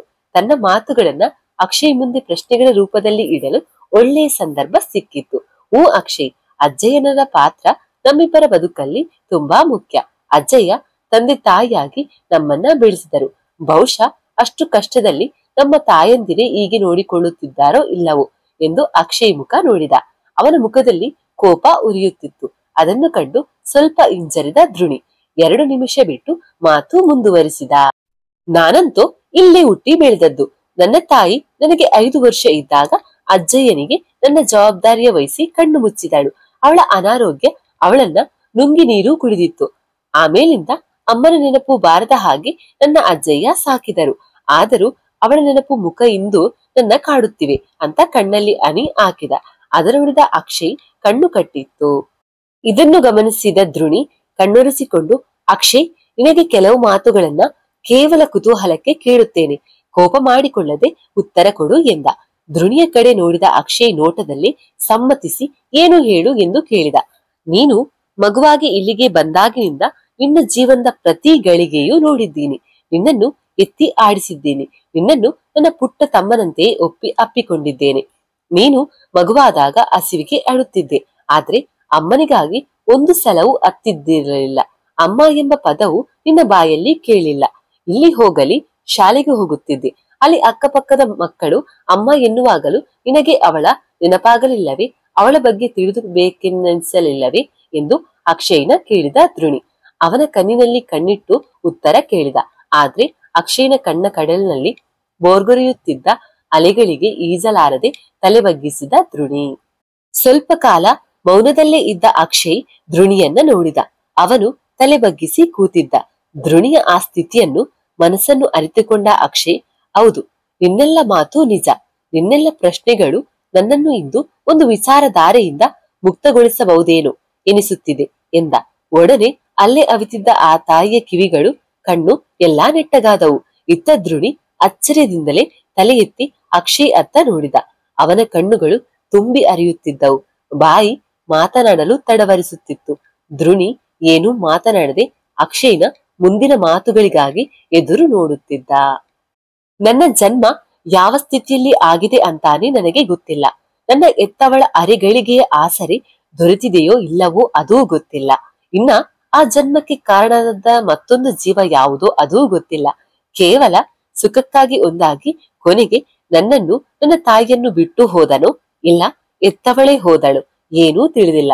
ಒಬ್ಬ ಭಿಕ್ಷುಕನಿಗೆ ಇರುವ ಕನಿಕರ, ಮಮತೆ, ಮಾನವೀಯತೆ ನನ್ನ ಎತ್ತವಳಿಗೆ ಇರಲಿಲ್ಲವೇ? ಅಥವಾ ನನ್ನನ್ನು ಎಲ್ಲೋ ಎಸೆದು ಹೋದಾಗ ಆ ಮಹಾಮಾತೆ ನನ್ನ ಅಳುವ ಸಮಾಜದ ಗಣ್ಯ ನಾಗರಿಕರಿಗೆ ಕೇಳಲಿಲ್ಲವೇ? ಕೊನೆಗೆ ಒಬ್ಬ ಭಿಕ್ಷುವಿನ ಜೋಳಿಗೆ ಸೇರಿದೆ ನಾನು. ಈ ಮಾತುಗಳನ್ನ ಕೇಳುತ್ತಿದ್ದ ಆ ತಾಯಿಯ ಕರುಳು ಕಿತ್ತು ಬಂದಿತ್ತು. ಆ ಕ್ಷಣವೇ ಅಲ್ಲಿಂದ ಹೊರಡಲು ನಿರ್ಧರಿಸಿದಳು. ಆದ್ರೆ ದ್ರುಣಿ ಆಗಲೇ ಹೇಳಿದ್ದ ಮಾತುಗಳ ನೆನೆದು ಉಮ್ಮಳಿಸಿ ಬರುವ ದುಃಖ ತಡೆದು ಕುಳಿತಳು. ದ್ರುಣಿಗೆ ಮಾತನಾಡಲು ಏನೂ ತೋಚದೆ ಕುಳಿತಿದ್ದ. ಅಕ್ಷಯ್ ಮುಂದುವರಿಸಿದ. ನನಗೆ ಅಜ್ಜಯ್ಯನ ಬೆಚ್ಚಗಿನ ತೋಳಿನ ಆಸರೆ ಅಷ್ಟೇ ಪರಿಚಿತ. ಅವನ ಮಾತುಗಳಷ್ಟೇ ಈ ಕಿವಿಗೆ ಹಿತವಾಗಿತ್ತು. ಕಣ್ಣು ತೆರೆದಾಗಲೆಲ್ಲ ಕಾಣುತ್ತಿದ್ದ ಮೂರ್ತಿ ಅದೊಂದೇ. ಇನ್ನು ಬುದ್ಧಿ ಬಂದಾಗಿನಿಂದ ಅಜ್ಜಯ್ಯನವರ ಆಸರೆ ಮಾತು ನನ್ನನ್ನ ಬೇರೆ ಯಾವುದರ ಅರಿವಿಲ್ಲದಂತೆ ಮಾಡಿತ್ತು. ಅಕ್ಕಪಕ್ಕದ ಮಕ್ಕಳು ಅಮ್ಮ ಎನ್ನುವಾಗ ಅದು ಭಿಕ್ಷೆಯ ಅಮ್ಮ ತಾಯಿ ಎನ್ನುವಂತೆ ಇರಬಹುದು ಎಂದು ಭಾಸವಾಗಿತ್ತು. ಯಾಕಂದ್ರೆ ಆ ಅಮ್ಮ ಪದವು ನಾನು ಭಿಕ್ಷುಕರ ಬಾಯಲ್ಲೇ ಕೇಳಿದ್ದು ಹೆಚ್ಚಾಗಿತ್ತು. ಇನ್ನೆಲ್ಲಿ ಅಮ್ಮನ ನೆನಪು? ಅಜ್ಜಯ್ಯನು ಒಂದು ದಿನವೂ ಕೂಡ ನನ್ನನ್ನ ಅನಾಥ ಎಂದು ನೋಡಿಯೇ ಇಲ್ಲ. ಅದರ ಜೊತೆಗೆ ನಿನ್ನ ತ್ಯಾಗಗಳ ನಾ ಹೇಗೆ ಮರೆಯಲಿ ಎಂದು ದ್ರುಣಿಯ ಕಡೆ ನೋಡಿದ. ಕಡುಗತ್ತಲೆಯು ದ್ರುಣಿಯ ಮಾತಿಗೂ ಕತ್ತಲೆ ಆವರಿಸಿತ್ತು. ಇನ್ನು ನಾನು ಶಾಲೆಗೆ ಹೋದಾಗಲೇ ನಿಜವಾಗಿ ಅಮ್ಮ ಎಂದರೆ ಯಾರು, ಅವಳ ಪಾತ್ರ ಎಂದರೆ ಏನು ಎಂದು ತಿಳಿದದ್ದು. ಎಷ್ಟೋ ಹುಡುಗರು ಅವರ ಅಪ್ಪನ ಜೊತೆ ಅಮ್ಮನ ಜೊತೆ ಬರುತ್ತಿದ್ದರು. ಅದನ್ನು ಕಂಡು ನನ್ನ ತಾಯಿಯನ್ನ ಪ್ರತಿ ಕ್ಷಣವೂ ಚಿತ್ರಿಸಿದ್ದೆ. ಅಲ್ಲಿ ಬರುವ ಎಲ್ಲಾ ತಾಯಿಯರ ಒಂದೊಂದು ಅಂಶವನ್ನ, ಲಕ್ಷಣವನ್ನು ಅವಳಿಗೆ ತೊಡಿಸಿ ತೇಳುತ್ತಿದ್ದೆ. ಅಜ್ಜಯ್ಯನನ್ನ ಕೇಳಬೇಕೆಂದು ಎಷ್ಟೋ ಬಾರಿ ಅನಿಸಿ ಮನೆಗೆ ಬಂದರೂ ಅಜ್ಜಯ್ಯನ ಮುಖದೊಳಗೆ ಅದೆಲ್ಲ ಮರೆಯಾಗುತ್ತಿತ್ತು. ಆಗಾಗ ನೀನು ಶಾಲೆಗೆ ಬಿಡಲು ಬರುತ್ತಿದ್ದಾಗ ನನಗೂ ಒಬ್ಬರಿದ್ದಾರೆ ಎನಿಸುತ್ತಿತ್ತು. ಎಷ್ಟೋ ಬಾರಿ ಶಾಲೆಯಲ್ಲಿ ಸ್ನೇಹಿತರು ಅಮ್ಮ ಯಾರು ಎಂದು ಕೇಳಿದಾಗ ಅಜ್ಜಯ್ಯ ಎಂದೇ ಹೇಳಿದ್ದು ಇನ್ನು ನನಗೆ ನೆನಪು. ಕೆಲವೊಮ್ಮೆ ಭಿಕ್ಷುಕ ಮನೆಯವನು ನೀನು ಎಂದು ನನ್ನ ಹೀಯಾಳಿಸುವಾಗಂತೂ ನನ್ನ ಎತ್ತವಳಿಗೆ ನಾನು ಬೈದುಕೊಂಡದ್ದೇ ಹೆಚ್ಚು. ಕೊನೆಗೆ ಅಜ್ಜಯ್ಯನೇ ನನಗೆಲ್ಲ, ಅವನೇ ನನ್ನ ಅಪ್ಪ ಅಮ್ಮ ಎಂದು ನಿರ್ಧರಿಸಿದ್ದೆ. ಅಮ್ಮನ ಬಗ್ಗೆ ಅಜ್ಜಯ್ಯನಿಗೆ ಹೇಗೆ ತಾನೇ ಗೊತ್ತಿರುತ್ತೆ? ಅವರನ್ನ ಅದರ ಬಗ್ಗೆ ಕೇಳಿ ನೋಯಿಸಬಾರದು ಎಂದು ನಿರ್ಧರಿಸಿ ಏನೇ ಆದರೂ ನನ್ನೊಳಗೆ ಇರಿಸಿಕೊಂಡೆ ಎನ್ನುತ್ತಾ ಅಜ್ಜಯ್ಯ ಅಜ್ಜಯ್ಯ ಎಂದು ತುಳಸಿ ಎಲೆಯ ಗಾತ್ರದ ಅಜ್ಜಯ್ಯನ ಫೋಟೋ ಹಿಡಿದು ಅಳಲು ಆರಂಭಿಸಿದ. ಅಕ್ಷಯ್ನ ಹೆಗಲ ಮೇಲೆ ಕೈಯಾಡಿಸಿದ ದ್ರುಣಿ. ಇಷ್ಟೆಲ್ಲ ನೋವನ್ನ ನೀನೊಬ್ಬನೇ ನುಂಗಿದ್ದು ನನಗೆ ನಂಬಲಾಗುತ್ತಿಲ್ಲ. ಒಳಗೆ ಜ್ವಾಲಾಮುಖಿ ಇದ್ದರೂ ಪ್ರಶಾಂತವಾಗಿರುವ ಕಡಲಂತೆ ಇದ್ದೀಯಲ್ಲಪ್ಪ ಎಂದು ಹಾಗೆ ಅವನ ಹೆಗಲ ಮೇಲೆ ಕೈ ಇಟ್ಟೇ ಇದ್ದ. ಅಕ್ಷಯ್, ನನ್ನ ತಾಯಿ ಅನಾರೋಗ್ಯದಿಂದ ಸತ್ತು ಹೋಗಿ ನಾನು ಅನಾಥನಾದೆ. ಆದ್ರೆ ನಿನ್ನ ತಾಯಿಯ ಪರಿಸ್ಥಿತಿ ಏನಿತ್ತೋ ಏನೋ, ಅವಳ ಕಷ್ಟಗಳು ಏನಿತ್ತೋ ಎಂದ. ಒಡನೆ ಏನಿದ್ದರೇನು, ಕರುಳ ಬಳ್ಳಿಯ ಕನಿಷ್ಠ ಎದೆ ಹಾಲಿಟ್ಟು ಸಾಕಲಾಗಲಿಲ್ಲವೇ? ಅರಿವಿನ ಮೊಳಕೆ ಚಿಗುರೊಡೆಯುವ ಮೊದಲೇ ತೊರೆದವಳು ತಾಯಿಯೇ ಎಂದು ಕೋಪದಲ್ಲೇ ಕೇಳಿದ ಅಕ್ಷಯ್. ದ್ರುಣಿ, ಹೋಗಲಿ ಬಿಡು. ಆದ್ರೆ ಆ ತಾಯಿಯೂ ಕೂಡ ನಿನ್ನ ಹಾಗೆ ವೇದನೆ ಪಟ್ಟಿರಬಹುದು. ಒಂದು ಪಕ್ಷ ಆ ತಾಯಿ ಈಗ ನಿನ್ನ ಮುಂದೆ ಬಂದರೆ ನೀನು ಒಪ್ಪಿಕೊಳ್ಳುವೆಯೇ ಎಂದ. ದ್ರುಣಿಯ ಕಡೆ ದುರುಗುಟ್ಟಿ ನೋಡಿದ ಅಕ್ಷಯ್. ಅವಳೇ ನನ್ನ ತಾಯಿ ಎಂದು ನನಗೆ ಹೇಗೆ ತಿಳಿಯಬೇಕು? ಈಗ ಏಕೆ ಬರಬೇಕು? ಆಗ ಸಾಕಲಾಗಲಿಲ್ಲ ಅವಳಿಗೆ. ಆದ್ರೆ ಈಗ ಬೆಳೆದು ನಿಂತ ಮಗನ ಆಶ್ರಯ ಬೇಕೆ? ಅವಳು ನನ್ನ ಮುಂದೆ ಬಂದು ನಾನೇ ಅಮ್ಮ ಎಂದು ಹೇಳಿಕೊಂಡು ಅವಮಾನಕ್ಕಿಂತ ಬೇರೆ ಇಲ್ಲ ನನಗೆ. ಇಲ್ಲಿಗೆ ಬದುಕಿ ಬರುವುದಕ್ಕಿಂತ ಅವಳು ಇಲ್ಲವಾಗಿದ್ದರೇನೆ ಒಳ್ಳೆಯದು ಎಂದು ಕಿರುಚಿ ಗುಡಿಸಲಿಂದ ಕೋಪದಿಂದ ಹೋದ. ಇತ್ತ ಆ ತಾಯಿ ಹೃದಯ ಮಗನ ಎಲ್ಲಾ ಮಾತು ಕೇಳಿ ಕೇಳಿ ಅಳುವನ್ನ ತಡೆದು ಅವಿತಿದ್ದ ಜಾಗದಲ್ಲಿ ನಿತ್ರಾಣವಾಗಿ ಕೂತಿತ್ತು. ಹೊರಗೆ ಹೋದ ಅಕ್ಷಯನ ಹಿಂದೆ ಬಂದ ದ್ರುಣಿ ತಕ್ಷಣ ಆ ತಾಯಿಗೆ ನೆನೆದು ಅವಳಿದ್ದ ಜಾಗಕ್ಕೆ ಹೋದ. ಅವಳು ಮೂರ್ಛೆ ಹೋಗಿದ್ದಳು. ನೀರು ಚಿಮುಕಿಸಿ ಎಬ್ಬಿಸಿದ ದ್ರುಣಿ, ಅಮ್ಮ, ನೀವೇನು ನೊಂದುಕೊಳ್ಳಬೇಡಿ ಅಂದ. ಅವಳು, ನೋವ? ನಾನಾಗಲೇ ನೋವ ಚಿತೆಯಲ್ಲಿ ಬೇಯುತ್ತಿರುವೆನು. ಅವನಾಡಿದ ಮಾತುಗಳು ತಪ್ಪಿಲ್ಲ. ಅವನ ಮನಸ್ಸು ಸರಿ ಇಲ್ಲ, ಹೋಗು ನೋಡು ಎಂದು ಅಳುತ್ತಾ ಅಲ್ಲಿಂದ ಓಡಿ ಹೋದಳು ಆ ಹೆಂಗಸು. ಇತ್ತ ಇಬ್ಬರು ಹೋದ ದಾರಿಯ ಕಡೆಯೂ ನೋಡಿದ ದ್ರುಣಿ ಏನು ಮಾಡೋದು ಅಂತ ಗೊತ್ತಾಗದೆ ನಿಂತಲ್ಲೇ ನಿಂತಿದ್ದ. ಸರಿ, ಮೊದಲು ಅಕ್ಷಯ್ನ ನೋಡೋಣ ಅಂತ ಹುಡುಕುತ್ತಾ ನಡೆದ. ಆದ್ರೆ ದ್ರುಣಿಗೆ ಅಕ್ಷಯ್ನ ಎಲ್ಲಾ ಮಾತುಗಳು ಕಿವಿಯಲ್ಲಿ ಇನ್ನೂ ಕೇಳಿಸುತ್ತಿತ್ತು. ಹೌದು, ಆ ತಾಯಿಯು ಹುಟ್ಟಿದ ತಕ್ಷಣ ಯಾಕೆ ತೊರೆದಳು? ಕನಿಷ್ಠ ಎದೆ ಹಾಲು ಕುಡಿಸಿದೆಯೂ ಬಿಟ್ಟು ಹೋದಳಲ್ಲ ಅಂತ ಎನಿಸಿತ್ತು. ಏನೇ ಇರಲಿ, ಆ ತಾಯಿ ಸಿಕ್ಕಾಗ ಮಾತನಾಡೋಣ. ಅವಳಿಂದಲೇ ಇದಕ್ಕೆ ಉತ್ತರ ಪಡಿತೀನಿ. ಅವಳ ಆ ಪರಿಸ್ಥಿತಿ ತಿಳಿದರೆ ಅಕ್ಷಯ್ ಹಾಗೂ ಅವನ ತಾಯಿಯನ್ನ ಒಂದು ಮಾಡಬಹುದೇನೋ. ನೋಡೋಣ, ಮೊದಲು ಅಕ್ಷಯ್ನ ಹುಡುಕೋಣ ಎಂದು ಆ ಕತ್ತಲೆಯಲ್ಲಿ ಹುಡುಕುತ್ತಾ ಹೊರಟ. ಅಕ್ಷಯ್ನ ಹುಡುಕುತ್ತಾ ಗಂಟೆ 11 ಆಯಿತು. ಆದರೂ ಅಕ್ಷಯ್ನ ಸುಳಿವಿರಲಿಲ್ಲ. ದ್ರುಣಿಗೆ ಭಯ ಹೆಚ್ಚಾಯಿತು. ಎರಡು ಒಡೆದ ಮನಸ್ಸುಗಳು. ಅತ್ತ ಆ ತಾಯಿ, ಇತ್ತ ಅಕ್ಷಯ್. ಇಬ್ಬರು ಏನಾದ್ರೂ ಮಾಡಿಕೊಂಡರೆ ಏನಪ್ಪ ಮಾಡೋದು ಅನ್ನೋದು ಆ ಭಯವಾಗಿತ್ತು.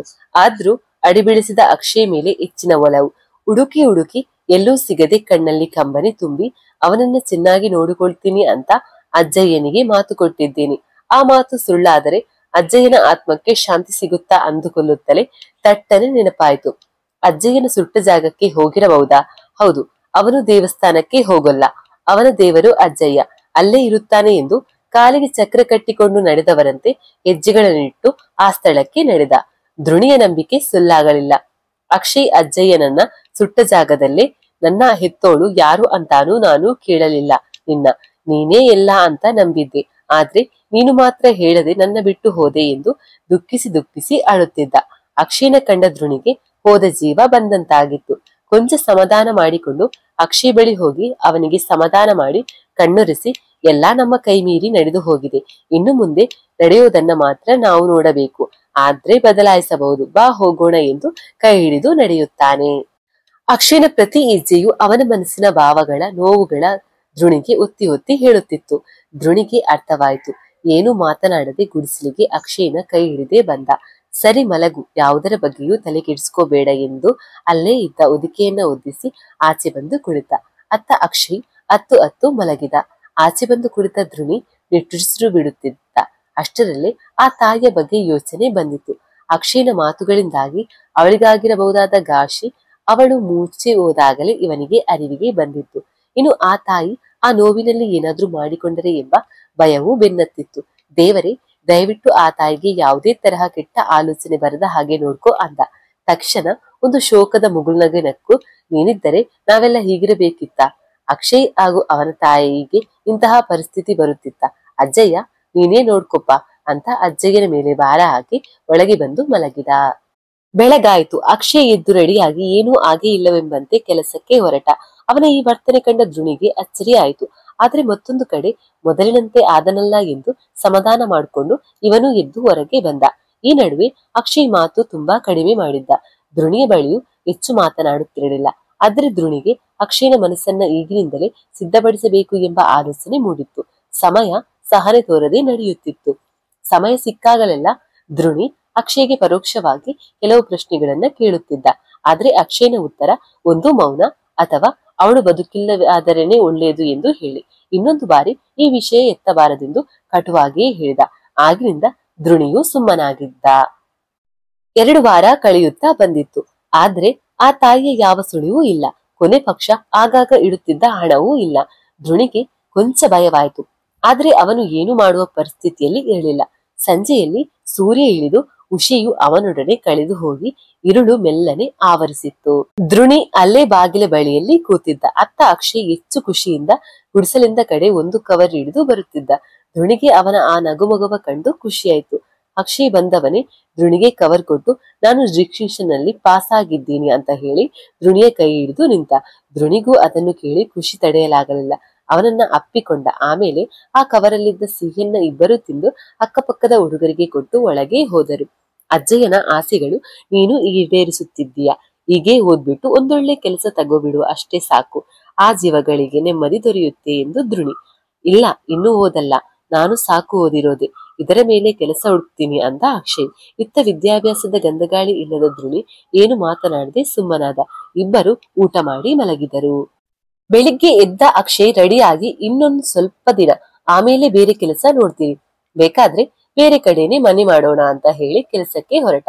ಅವನ ಹಿಂದೇನೆ ಧ್ರುಣಿ ನಾನು ಬರ್ತೀನಿ ಅಷ್ಟು ದೂರ ಅಂತ ಅವನೊಡನೆ ಹೋದ. ಜೊತೆಗೆ ಬಂದ ಧ್ರುಣಿಗೆ ಅಲ್ಲೇ ತಿಂಡಿ ಕೊಡಿಸಿ ಹೋಗು, ಸಂಜೆ ಸಿಗ್ತೀನಿ ಅಂತ ಕಳುಹಿದ. ತಿಂಡಿ ತಿಂದು ಬರುತ್ತಿದ್ದ ಧ್ರುಣಿಗೆ ಅಲ್ಲೇ ರಸ್ತೆ ಬದಿಯಲ್ಲಿ ಒಂದು ಹೆಂಗಸು ಕಂಡಳು. ಒಂದು ಕಡೆ ಭಯ, ಮತ್ತೊಂದು ಕಡೆ ಇದು ಆ ತಾಯಿಯೇ ಇರಬಹುದಾ ಎಂದು ಭಯದಲ್ಲೇ ಹತ್ತಿರ ಹೋದ. ಸೆರಗು ಹೊದ್ದಿದ್ದ ಮುಖ ಸರಿಯಾಗಿ ಕಾಣುತ್ತಿರಲಿಲ್ಲ. ಆದ್ರೆ ಇವನು ಹತ್ತಿರ ಹೋಗುತ್ತಿದ್ದಂತೆ ಅವಳೇ ಸೆರಗು ತೆಗೆದಳು. ಅಲ್ಲಿಗೆ ಧ್ರುಣಿಗೆ ಅದು ಆ ತಾಯಿಯೇ ಎಂದು ಗೊತ್ತಾಯ್ತು. ಅಮ್ಮ, ನಾನಂತೂ ನಿಮ್ಮನ್ನು ನೋಡದೆ ತುಂಬಾ ಭಯಪಟ್ಟಿದ್ದೆ. ಇಷ್ಟು ದಿನ ಆದರೂ ನಿಮ್ಮ ಸುಳಿವೇ ಇರಲಿಲ್ಲ. ಅಕ್ಷಯ್ ಮಾತಿಗೆ ತಲೆ ಕೆಡಿಸ್ಕೊಡ್ಬೇಡಿ, ಅವನು ಎಕ್ಸಾಮ್ ಅಲ್ಲಿ ಡಿಸ್ಟಿಂಕ್ಷನ್ ನಲ್ಲಿ ಪಾಸ್ ಆಗೋನೆ ಅಂದ.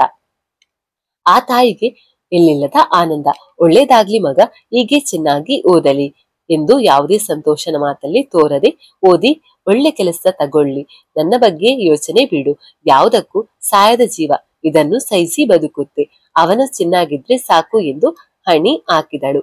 ಅಮ್ಮ, ಒಂದು ಪ್ರಶ್ನೆ, ಕೋಪ ಮಾಡಿಕೊಳ್ಳದೆ ಹೇಳಿ, ಇದರಿಂದ ನಿಮ್ಮಿಬ್ಬರನ್ನ ಒಂದು ಮಾಡಬಹುದೇನೋ ಎಂಬ ಸಣ್ಣ ಆಸೆ ಎಂದು ಧ್ರುಣಿ ಕೇಳಿಕೊಂಡ. ಒಂದಾಗುತ್ತೇವೋ ಇಲ್ಲೋ, ಅಷ್ಟರೊಳಗೆ ಮನ್ನಾಗುತ್ತೇನೋ ಗೊತ್ತಿಲ್ಲ, ಆದರೂ ಹೇಳ್ತೀನಿ ಕೇಳು ಮಗ ಎಂದು ಒಪ್ಪಿದಳು. ಅಮ್ಮ, ನೀವ್ಯಾಕೆ ಇಂತಹ ಸ್ಥಿತಿಗೆ ಬಂದಿರಿ? ಹುಟ್ಟಿದ ಮಗುನ ಆಲುಣಿಸದೆಯೇ ತೊರೆವ ನಿರ್ಧಾರ ತೆಗೆದುಕೊಂಡಿರಿ ಎಂದು ಆ ತಾಯಿಯ ಮುಖ ನೋಡಿದ ಧ್ರುಣಿ. ಧ್ರುಣಿಯ ಪ್ರಶ್ನೆ ಕೇಳಿ ಒಂದು ಕ್ಷಣ ಅವಕ್ಕಾದಳು ಆ ತಾಯಿ. ಹೇಗೆ ಹೇಳಲಿ ಮಗ ಅದನ್ನು? ಆದರೂ ಯಾರಿಗೂ ಇಷ್ಟು ದಿನ ತಿಳಿಯದ ಹೇಳದ್ದನ್ನ ನಿನಗೆ ಹೇಳ್ತೀನಿ ಕೇಳು. ನನ್ನದೊಂದು ಪುಟ್ಟ ಹಳ್ಳಿ. ಹಳ್ಳಿಯಿಂದ ಈ ನಗರಕ್ಕೆ ಪದವಿ ಓದಲು ಬರುತ್ತಿದ್ದೆ. ಹುಡುಗರ ಕಂಡರೆ ದೂರಾನೇ ಇರುತ್ತಿದ್ದ ನಾನು ನಮ್ಮ ಕಾಲೇಜಿನ ಸುಖಾಸ್ನನ್ನ ಇಷ್ಟಪಟ್ಟು ಪ್ರೀತಿಯಲ್ಲಿ ಬಿದ್ದೆ. ಅವನಿಗೂ ಕೂಡ ನನ್ನನ್ನ ಕಂಡರೆ ತುಂಬಾ ಇಷ್ಟ. ಇಬ್ಬರು ಮನೆಯವರ ವಿರೋಧದ ನಡುವೆಯೂ ಮದುವೆ ಆಗೋ ನಿರ್ಧಾರ ಮಾಡಿದೆವು. ಅದಕ್ಕೆ ಸುಖಾಸ್ನ 4-5 ಜನ ಸ್ನೇಹಿತರು ಸಹಾಯ ಮಾಡಿದರು. ಮದುವೆ ಆಗಿ ಚೆನ್ನಾಗಿ ಇದ್ವಿ, ಸುಖ ಸಂಸಾರ ಇತ್ತು. ಆದ್ರೆ ಅವನು ನನ್ನನ್ನ ಮದುವೆಯಾಗಿ 3 ತಿಂಗಳಿಗೆ ಚಿಕ್ಕಮ್ಮನ ಮನೆಗೋಗೋಣ ಅಂತ ಕರೆದುಕೊಂಡೋಗಿ ಆ ಹೆಂಗಸಿನ ಬಳಿ ಬಿಟ್ಟು, ಕೆಲಸ ಇದೆ, 1 ವಾರ ಇಲ್ಲೇ ಇರು, ಬಂದು ಕರ್ಕೊಂಡು ಹೋಗ್ತೀನಿ ಅಂತ ಹೇಳಿ ಹೋದ. ಆ ಹೆಂಗಸು 2-3 ದಿನ ಚೆನ್ನಾಗಿ ನೋಡಿಕೊಂಡಳು.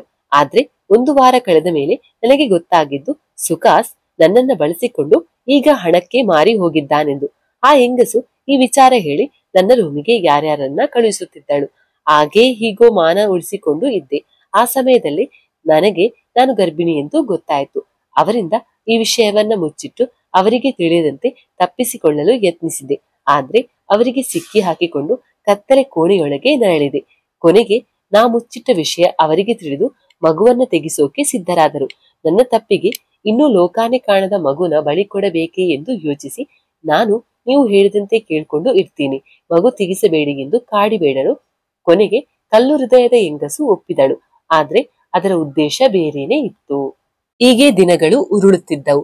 ಒಂದು ದಿನ ಆ ಹೆಂಗಸು ಬೇರೆಯವರೊಡನೆ ಇವಳಿಗೆ ಹೆಣ್ಣು ಮಗಳಾದ್ರೆ ಅದನ್ನ ಇಲ್ಲಿಯೇ ಉಳಿಸಿಕೊಂಡರೆ ಮುಂದೆ ಬೇಕಾಗುತ್ತೆ ಅನ್ನೋ ಮಾತು ಕೇಳಿಸಿತು.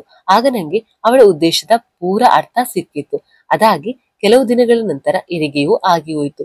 ನಾನು ಅವಳ ಆ ಹೇಳಿಕೆಯಿಂದ ಯಾವ ಮಗು ಅಂತಾನು ನೋಡದೆ ಅವರಿಗೆ ತಿಳಿಯದಂತೆ ಅಲ್ಲಿಂದ ತಪ್ಪಿಸಿಕೊಂಡು ಬಂದು ಆ ದೇವರ ಪಾಲಿಗೆ ಅವನನ್ನ ಅರ್ಪಿಸಿದೆ. ಅಲ್ಲಿಂದ ಮುಂದೆ ಆದದ್ದು ನಿನಗೆ ಗೊತ್ತಿದೆ. ಅಲ್ಲಿಂದ ತಪ್ಪಿಸಿಕೊಂಡು ಬಂದ ನನ್ನನ್ನ ಹುಡುಕುತ್ತಲೇ ಇದ್ದರು. ಅಜ್ಜಯ್ಯ ಏನಾದ್ರೂ ಬರಲಿಲ್ಲ ಅಂದಿದ್ರೆ ಆ ಮಗುನು ಅವರ ಕೈವಶವಾಗುತ್ತಿತ್ತು. ದೇವರು ದೊಡ್ಡೋನು.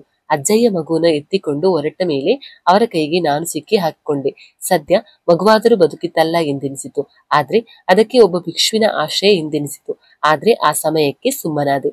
ಆದ್ರೆ ಆಮೇಲೆ ಅಜ್ಜಯ್ಯ ಅವನನ್ನ ಸಾಕಿದ ರೀತಿ ನನಗೆ ತೃಪ್ತಿಯನ್ನ ನೀಡಿತ್ತು.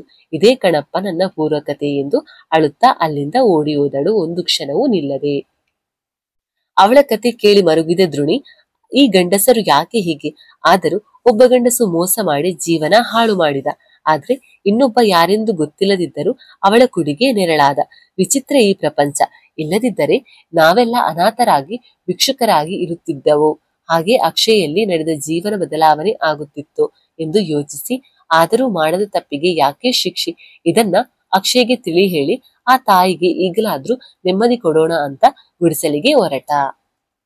ಆ ಹೆಂಗಸನ್ನ ಮಾತನಾಡಿಸಿಕೊಂಡು ಗುಡಿಸಲಿಗೆ ಬಂದ ಧ್ರುಣಿ ಆ ಕಡೆ ಈ ಕಡೆ ಓಡಾಡುತ್ತಾ ಕಾಲ ಕಳೆದ. ಸಂಜೆ ಕವಿದು ರಾತ್ರಿ ಆಗುತ್ತಾ ಬಂತು. ಅಕ್ಷಯನ ನಿರೀಕ್ಷೆಯಲ್ಲಿ ಧ್ರುಣಿ ಅಲ್ಲೇ ಅಕ್ಕಪಕ್ಕದ ಮಕ್ಕಳೊಡನೆ ಕಾಗದದಲ್ಲಿ ಕಟ್ಟಿದ್ದ ಚೆಂಡಿನ ಜೊತೆ ಆಡುತ್ತಾ ಇದ್ದ. ಆಡುತ್ತಾ ಆಡುತ್ತಾ ಆ ಚೆಂಡು ದೂರದಲ್ಲಿ ಹೋಗಿ ಬಿತ್ತು. ಧ್ರುಣಿ ಹೋಗಿ ಅದನ್ನ ಎತ್ತಿಕೊಳ್ಳಲು ಬಗ್ಗಿದ. ಅದೇ ಸಮಯಕ್ಕೆ ಇನ್ನೊಂದು ಕೈ ಕೂಡ ಆ ಚೆಂಡಿನ ಎಡೆಗೆ ಬಂತು. ಕತ್ತೆತ್ತಿ ಧ್ರುಣಿ ನೋಡಲು ಅದು ಅಕ್ಷಯ್. ಓ ಬಂದ ಬಾ ಎಂದ. ಅಷ್ಟರಲ್ಲಿ ಚೆಂಡು ಅಕ್ಷಯ್ನ ಕೈ ಸೇರಿತು.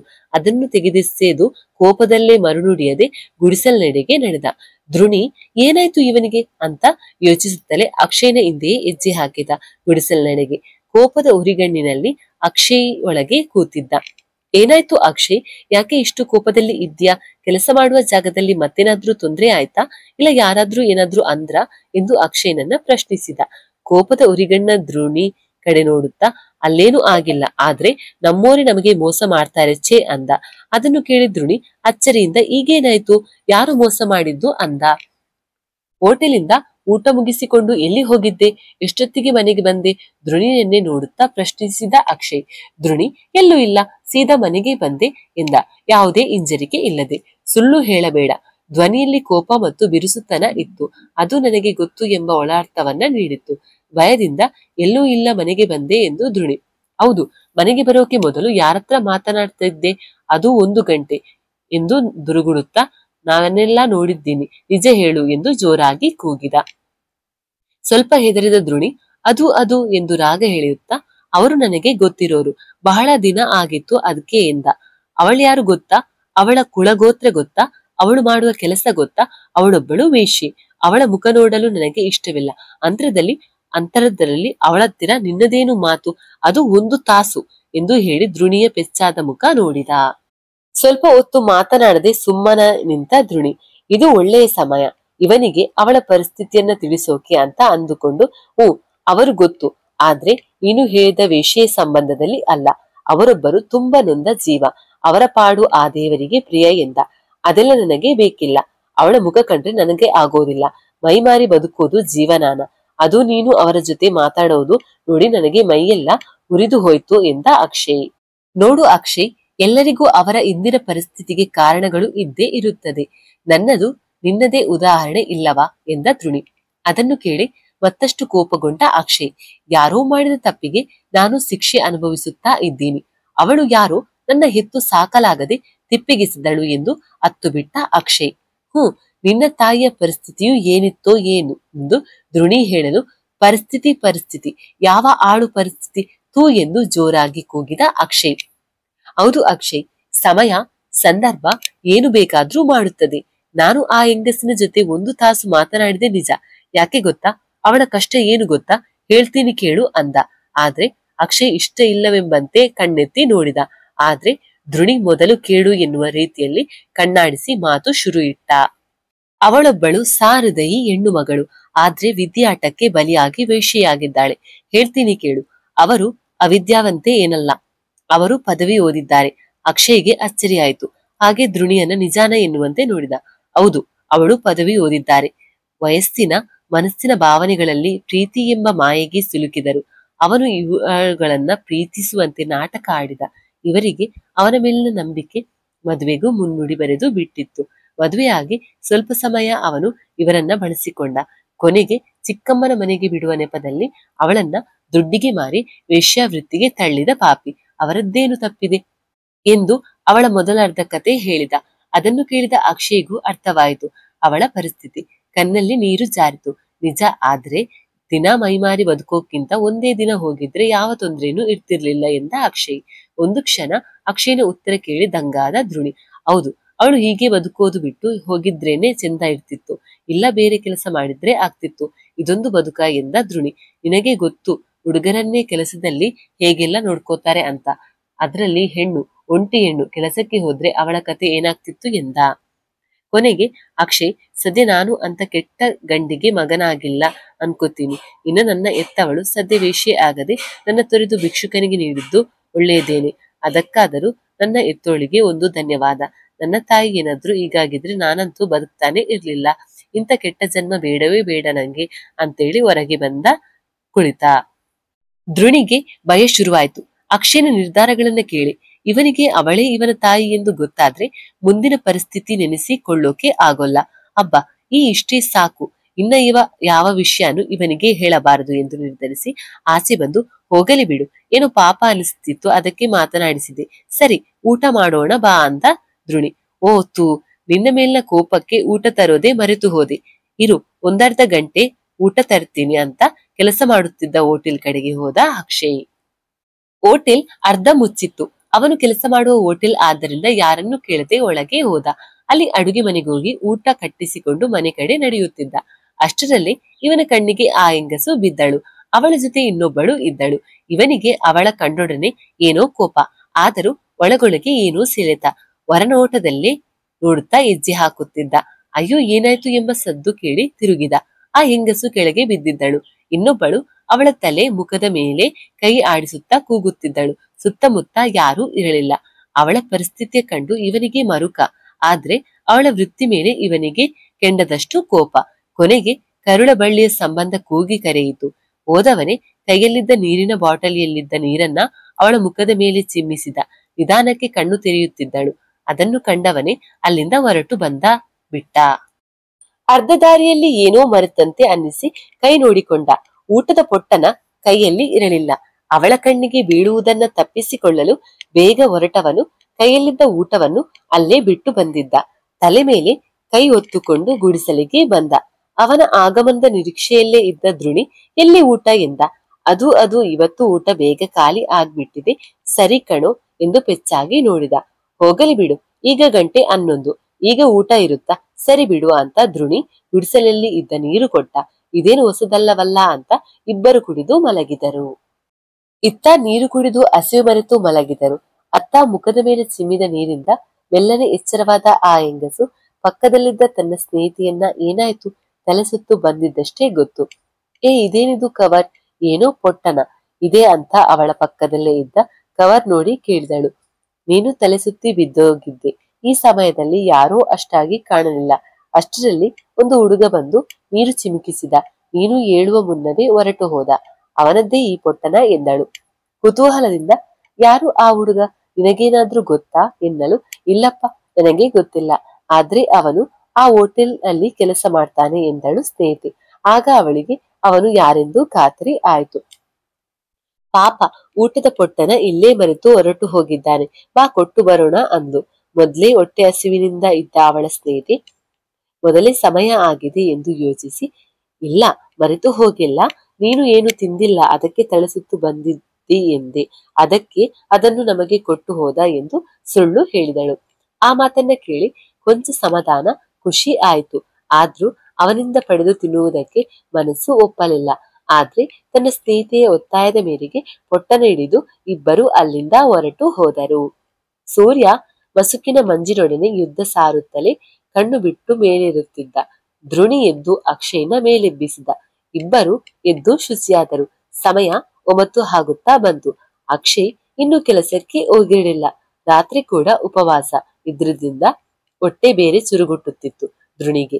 ಹಾಗಾಗಿ ಅಕ್ಷಯ್, ನೀನು ಕೆಲಸಕ್ಕೆ ಹೋಗಲ್ವಾ, ಹೊಟ್ಟೆ ಹಸಿತಿದೆ ಅಂದ. ಅದನ್ನು ಕೇಳಿ ನಕ್ಕ ಅಕ್ಷಯ್, ನಿನ್ನೆ ಹೇಳೋದು ಮರೆತೆ, ಇವತ್ತು ಕಾಲೇಜ್ ಹತ್ರ ಹೋಗಬೇಕು. ರಿಸಲ್ಟ್ ಬಂದಾಯ್ತಲ್ವಾ, ಎಲ್ಲ ಲೆಕ್ಚರನ್ನ ಮಾತಾಡಿಸ್ಕೊಂಡು ಬರ್ತೀನಿ, ಹಾಗೆ ಮಾರ್ಕ್ಸ್ ಕಾರ್ಡ್ ಬರೆಸ್ಕೊಂಡು ಬರ್ತೀನಿ ಅಂದ. ನಾನು ನಿನ್ನೊಡನೆ ಬರ್ತೀನಿ ಆದ್ರೆ ಅಂತ ರಾಗ ಎಳೆದ ದ್ರುಣಿ. ಅದನ್ನರಿತ ಅಕ್ಷಯ್, ಬಾ ತಿಂಡಿ ತಿಂದು ಹಾಗೆ ಹೋಗೋಣ ಅಂತ ಹೇಳಿದ. ದ್ರುಣಿಗೆ ಖುಷಿ ಆಯ್ತು. ಇಬ್ಬರು ಹೋಟೆಲ್ಗೆ ಹೋಗಿ ತಿಂದು ಅಲ್ಲಿಂದ ಕಾಲೇಜ್ಗೆ ಹೋದರು. ಅಕ್ಷಯ್ ಹೋಗುತ್ತಿದ್ದಂತೆ ಮೊದಲೇ ಬಂದಿದ್ದ ಸ್ನೇಹಿತರು ಅವನನ್ನ ಮಾತನಾಡಿಸಿ ಶುಭಾಶಯ ಕೋರಿದರು. ಹಾಗೆ ಅವರನ್ನ ಮಾತಾಡಿಸಿ ಒಳಗೆ ಹೊರಟ ದ್ರುಣಿ ಅದನ್ನೆಲ್ಲ ನೋಡುತ್ತಾ ಅಜ್ಜಯ್ಯ ಮತ್ತು ಆ ತಾಯಿಗೆ ನೆನೆಯುತ್ತಾ ಮುಗ್ಧನಂತೆ ಹಿಂದೆ ಹೋದ. ಒಳಗೆ ಹೋಗುತ್ತಿದ್ದಂತೆ ಅವನ ಲೆಕ್ಚರರು ಅವನನ್ನ ಹೊಗಳಿದರು. ಚೆನ್ನಾಗಿ ಮಾರ್ಕ್ಸ್ ತಗೊಂಡಿದ್ದೀಯಾ, ಕಾಲೇಜ್ಗೂ ಹೆಸರು ತಂದಿದ್ದೀಯಾ, ಹಾಗೆ ಎಲ್ಲರನ್ನ ಮಾತಾಡಿಸಿಕೊಂಡು ಬರುವಾಗ ಅಕ್ಷಯ್ನ ಕಾಮರ್ಸ್ ಲೆಕ್ಚರರು ಸಿಗ್ತಾರೆ. ಮಾತನಾಡುತ್ತಾ ಮುಂದೆ ಏನ್ ಮಾಡ್ತೀಯ ಎಂದರು. ಏನಿಲ್ಲ ಸಾರ್, ಕೆಲಸಕ್ಕೆ ಹೋಗ್ತೀನಿ, ಓದಿದ್ದು ಸಾಕು ಎಂದ. ಅದಕ್ಕೆ ಲೆಕ್ಚರರ್, ಯಾಕೋ ಚೆನ್ನಾಗಿ ಮಾರ್ಕ್ಸ್ ತಗೊಂಡಿದ್ದೀಯಾ, ಆದ್ರೆ PUC ಸಾಲಲ್ಲ, ಇದ್ರಿಂದ ಒಳ್ಳೆ ಕೆಲಸ ಸಿಗೋಲ್ಲ, ಒಂದು ಪದವಿ ಮುಗಿಸ್ಕೊ ಎಂದರು. ಅಕ್ಷಯ್ ಪಕ್ಕದಲ್ಲಿದ್ದ ದ್ರುಣಿನ ನೋಡಿದ. ಮತ್ತೆ ಲೆಕ್ಚರರ್ ನೋಡುತ್ತಾ, ಆದ್ರೆ ಸಾರ್ ಓದೋಕೆ ಹಣ ಬೇಕು, ಹಾಗೆ ನನ್ನಾಸೆ ಬೇರೆ ಇದೆ, ಪದವಿ ಎಲ್ಲ ಆಗುತ್ತಾ ಬೇಡ ಸಾರ್ ಎಂದ. ಆದ್ರೆ ದ್ರುಣಿ, ಏನಿಲ್ಲ, ಓದು ನಿಮ್ಮ ಮೇಷ್ಟ್ರು ಹೇಳ್ದಂಗೆ ಅಂತ ಅವರ ಮುಂದೇನೆ ಅಕ್ಷಯ್ಗೆ ಹೇಳಿದ. ಆಗ ಅಕ್ಷಯ್ ದ್ರುಣಿಗೆ ಸುಮ್ಮನಿರುವಂತೆ ಸನ್ನೆ ಮಾಡಿದ. ಅಷ್ಟರಲ್ಲೇ ಲೆಕ್ಚರರ್, ನಿನ್ನ ಬಗ್ಗೆ ನನಗೆ ಚೆನ್ನಾಗಿ ಗೊತ್ತು, ದುಡಿಲೇಬೇಕು ಅಂದ್ರೆ ಪಾರ್ಟ್ ಟೈಮ್ ಜಾಬ್ ಕೊಡಿಸ್ತೀನಿ, ಕಾಲೇಜ್ ಮುಗಿಸ್ಕೊಂಡು ನೀನು ಕೆಲಸನೂ ಮಾಡ್ಕೊಂಡು ಇರ್ಬೋದು ಎಂದರು. ಇದನ್ನ ಕೇಳಿದ ದ್ರುಣಿ, ಒಪ್ಕೋ ಎಂದು ಪೀಡಿಸಿದ. ಅಕ್ಷಯ್ಗೆ ಇದು ಒಳ್ಳೆಯದು ಅನಿಸಿತು. ಸರಿ ಸರಿ ಎಂದು ಅಲ್ಲಿಂದ ಹೊರಟ. ಅವನ ಹಿಂದೆಯೇ ದ್ರುಣಿನೂ ಹೊರಟ. ಇಬ್ಬರು ಮನೆಗೆ ಬಂದರು. ದ್ರುಣಿ ಮೆಲ್ಲಗೆ ಅಕ್ಷಯ್ಗೆ, ಅಜ್ಜಯ್ಯನ ಆಸೆ ಅದೇನೋ ಪದವಿ ಅಂದ್ರಲ್ಲ ನಿಮ್ಮ ಮೇಷ್ಟ್ರು, ಅದೊಂದು ಮಾಡ್ಕೋಬಿಡು, ಹೆಂಗೋ ಯಾವ್ದೋ ಪಾರ್ಟ್ ಟೈಮ್ ಕೆಲಸ ಕೊಡಿಸ್ತೀನಿ ಅಂದ್ರಲ್ಲ, ಇದೊಂದು ಮಾಡ್ಬಿಟ್ಟು ದಯವಿಟ್ಟು ನಾನಿನ್ನೇನು ಕೇಳಲ್ಲ, ನಿನ್ನ ಆಮೇಲೆ ನಿನ್ನಿಷ್ಟ ಅಂತ ಹೇಳಿದ. ಅಕ್ಷಯ್ ಏನು ಮಾತನಾಡದೆ ಸುಮ್ಮನೆ ಎದ್ದು ಹೊರಗೆ ಹೊರಟ. ಎಲ್ಲೋಗ್ತಿದ್ಯಾ, ನಿಲ್ಲು ಎಂದ ದ್ರುಣಿ. ಬರ್ತೀನಿ ಇರು ಎಂದು ಹೇಳಿ ಅಕ್ಷಯ್ ಅಲ್ಲಿಂದ ಹೊರಟು ಹೋದ. ಧ್ರುಣಿಗೆ ಗೊತ್ತಿತ್ತು ಅವನು ಎಲ್ಲಿಗೆ ಹೋಗ್ತಾನೆ ಅಂತ. ಅದಕ್ಕೆ ಸುಮ್ಮನಾಗಿ ಹಿಂದೆ ತಿರುಗಿದ. ಅಷ್ಟರಲ್ಲಿ ಧ್ರುಣಿಗೆ ಅಚ್ಚರಿ. ಯಾಕಂದ್ರೆ ಆ ತಾಯಿ ಅವನ ಹಿಂದೆ ನಿಂತಿದ್ದಳು. ಒಂದು ಸಲ ಹಿಂದೆ ತಿರುಗಿ ನೋಡಿ ಅಕ್ಷಯ್ ಓದದ್ದನ್ನ ಖಾತರಿಪಡಿಸಿಕೊಂಡ. ಏನಮ್ಮ ನೀವಿಲ್ಲಿ ಇಷ್ಟೊತ್ತಲ್ಲಿ? ಅವನೇನಾದ್ರೂ ನೋಡಿದ್ರೆ ಅಂದ. ನೋಡಿದ್ರೆ ಹೇಳೋಕೆ ನನ್ನ ಹತ್ರ ಕಾರಣ ಇದೆ ಬಿಡಪ್ಪ ಎಂದಳು ಆಕೆ. ಅಚ್ಚರಿಯಿಂದ ಏನು ಎಂದ. ಆಗ ಆ ತಾಯಿ ನಿನ್ನೆ ರಾತ್ರಿ ನಡೆದದ್ದನ್ನೆಲ್ಲ ವಿವರಿಸಿ ಹೇಳಿದಳು. ಆಗ ಧ್ರುಣಿಗೆ ಊಟ ಹೇಗೆ ಖಾಲಿ ಆಯಿತು ಎಂಬ ವಿಷಯ ಅರ್ಥವಾಯಿತು. ಆದ್ರೆ ಅವನು ರಾತ್ರಿ ಉಪವಾಸ ಮಲಗಿದ್ದನ್ನ ಹೇಳಲಿಲ್ಲ.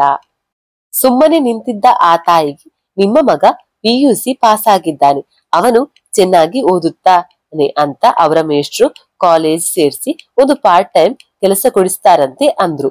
ಅದನ್ನ ಕೇಳಿ ಹಿಗ್ಗಿದ ಆ ತಾಯಿ, ಹೇಗೋ ನನ್ನ ಪಾಲಿಗಂತೂ ದೇವರಿಲ್ಲ, ಆದ್ರೆ ನನ್ನ ಮಗನಿಗೆ ಎಲ್ಲಾ ದೇವರುಗಳೇ ಸಿಕ್ಕಿದ್ದಾರೆ. ಇನ್ನ ನನ್ನ ಮಗನ ಬಗ್ಗೆ ಚಿಂತೆ ಇಲ್ಲ. ಮಗ ನನ್ನದೊಂದು ಕಡೆಯ ಆಸೆ ನಡೆಸ್ಕೊಡ್ತೀಯಾ? ಇದೇನಮ್ಮ ಹಿಂಗ್ ಹೇಳ್ತೀಯ? ಕೊನೆಯ ಆಸೆ ಅಂತೆಲ್ಲ ಹೇಳಬೇಡ, ಏನು ಹೇಳು ಎಂದ ಧ್ರುವಿ. ಇಲ್ಲ ಮಗ, ನನ್ನ ದೇಹ ನನ್ನ ಮಾತು ಕೇಳುತ್ತಿಲ್ಲ. ಕಾಮದ ಕುಲುಮೆಯಲ್ಲಿ ಬೆಂದು ಬೆಂದು ಈಗ ಕೊನೆಯ ಹಂತಕ್ಕೆ ಬಂದಾಗಿದೆ. ಅದಕ್ಕೆ ಈ ನಡುವೆ ಮೊದಲು ಕೊಡುತ್ತಿದ್ದ ಹಾಗೆ ಹಣ ಕೊಡಲು ಆಗಲಿಲ್ಲ. ನನ್ನ ಮೇಲೆ ನನಗೆ ನಂಬಿಕೆ ಇಲ್ಲ. ಅದಕ್ಕೆ ಇದೊಂದು ಆಸೆ ನಡೆಸಿಕೊಡಪ್ಪ ಎಂದು ಕಣ್ಣೀರಿಟ್ಟಳು.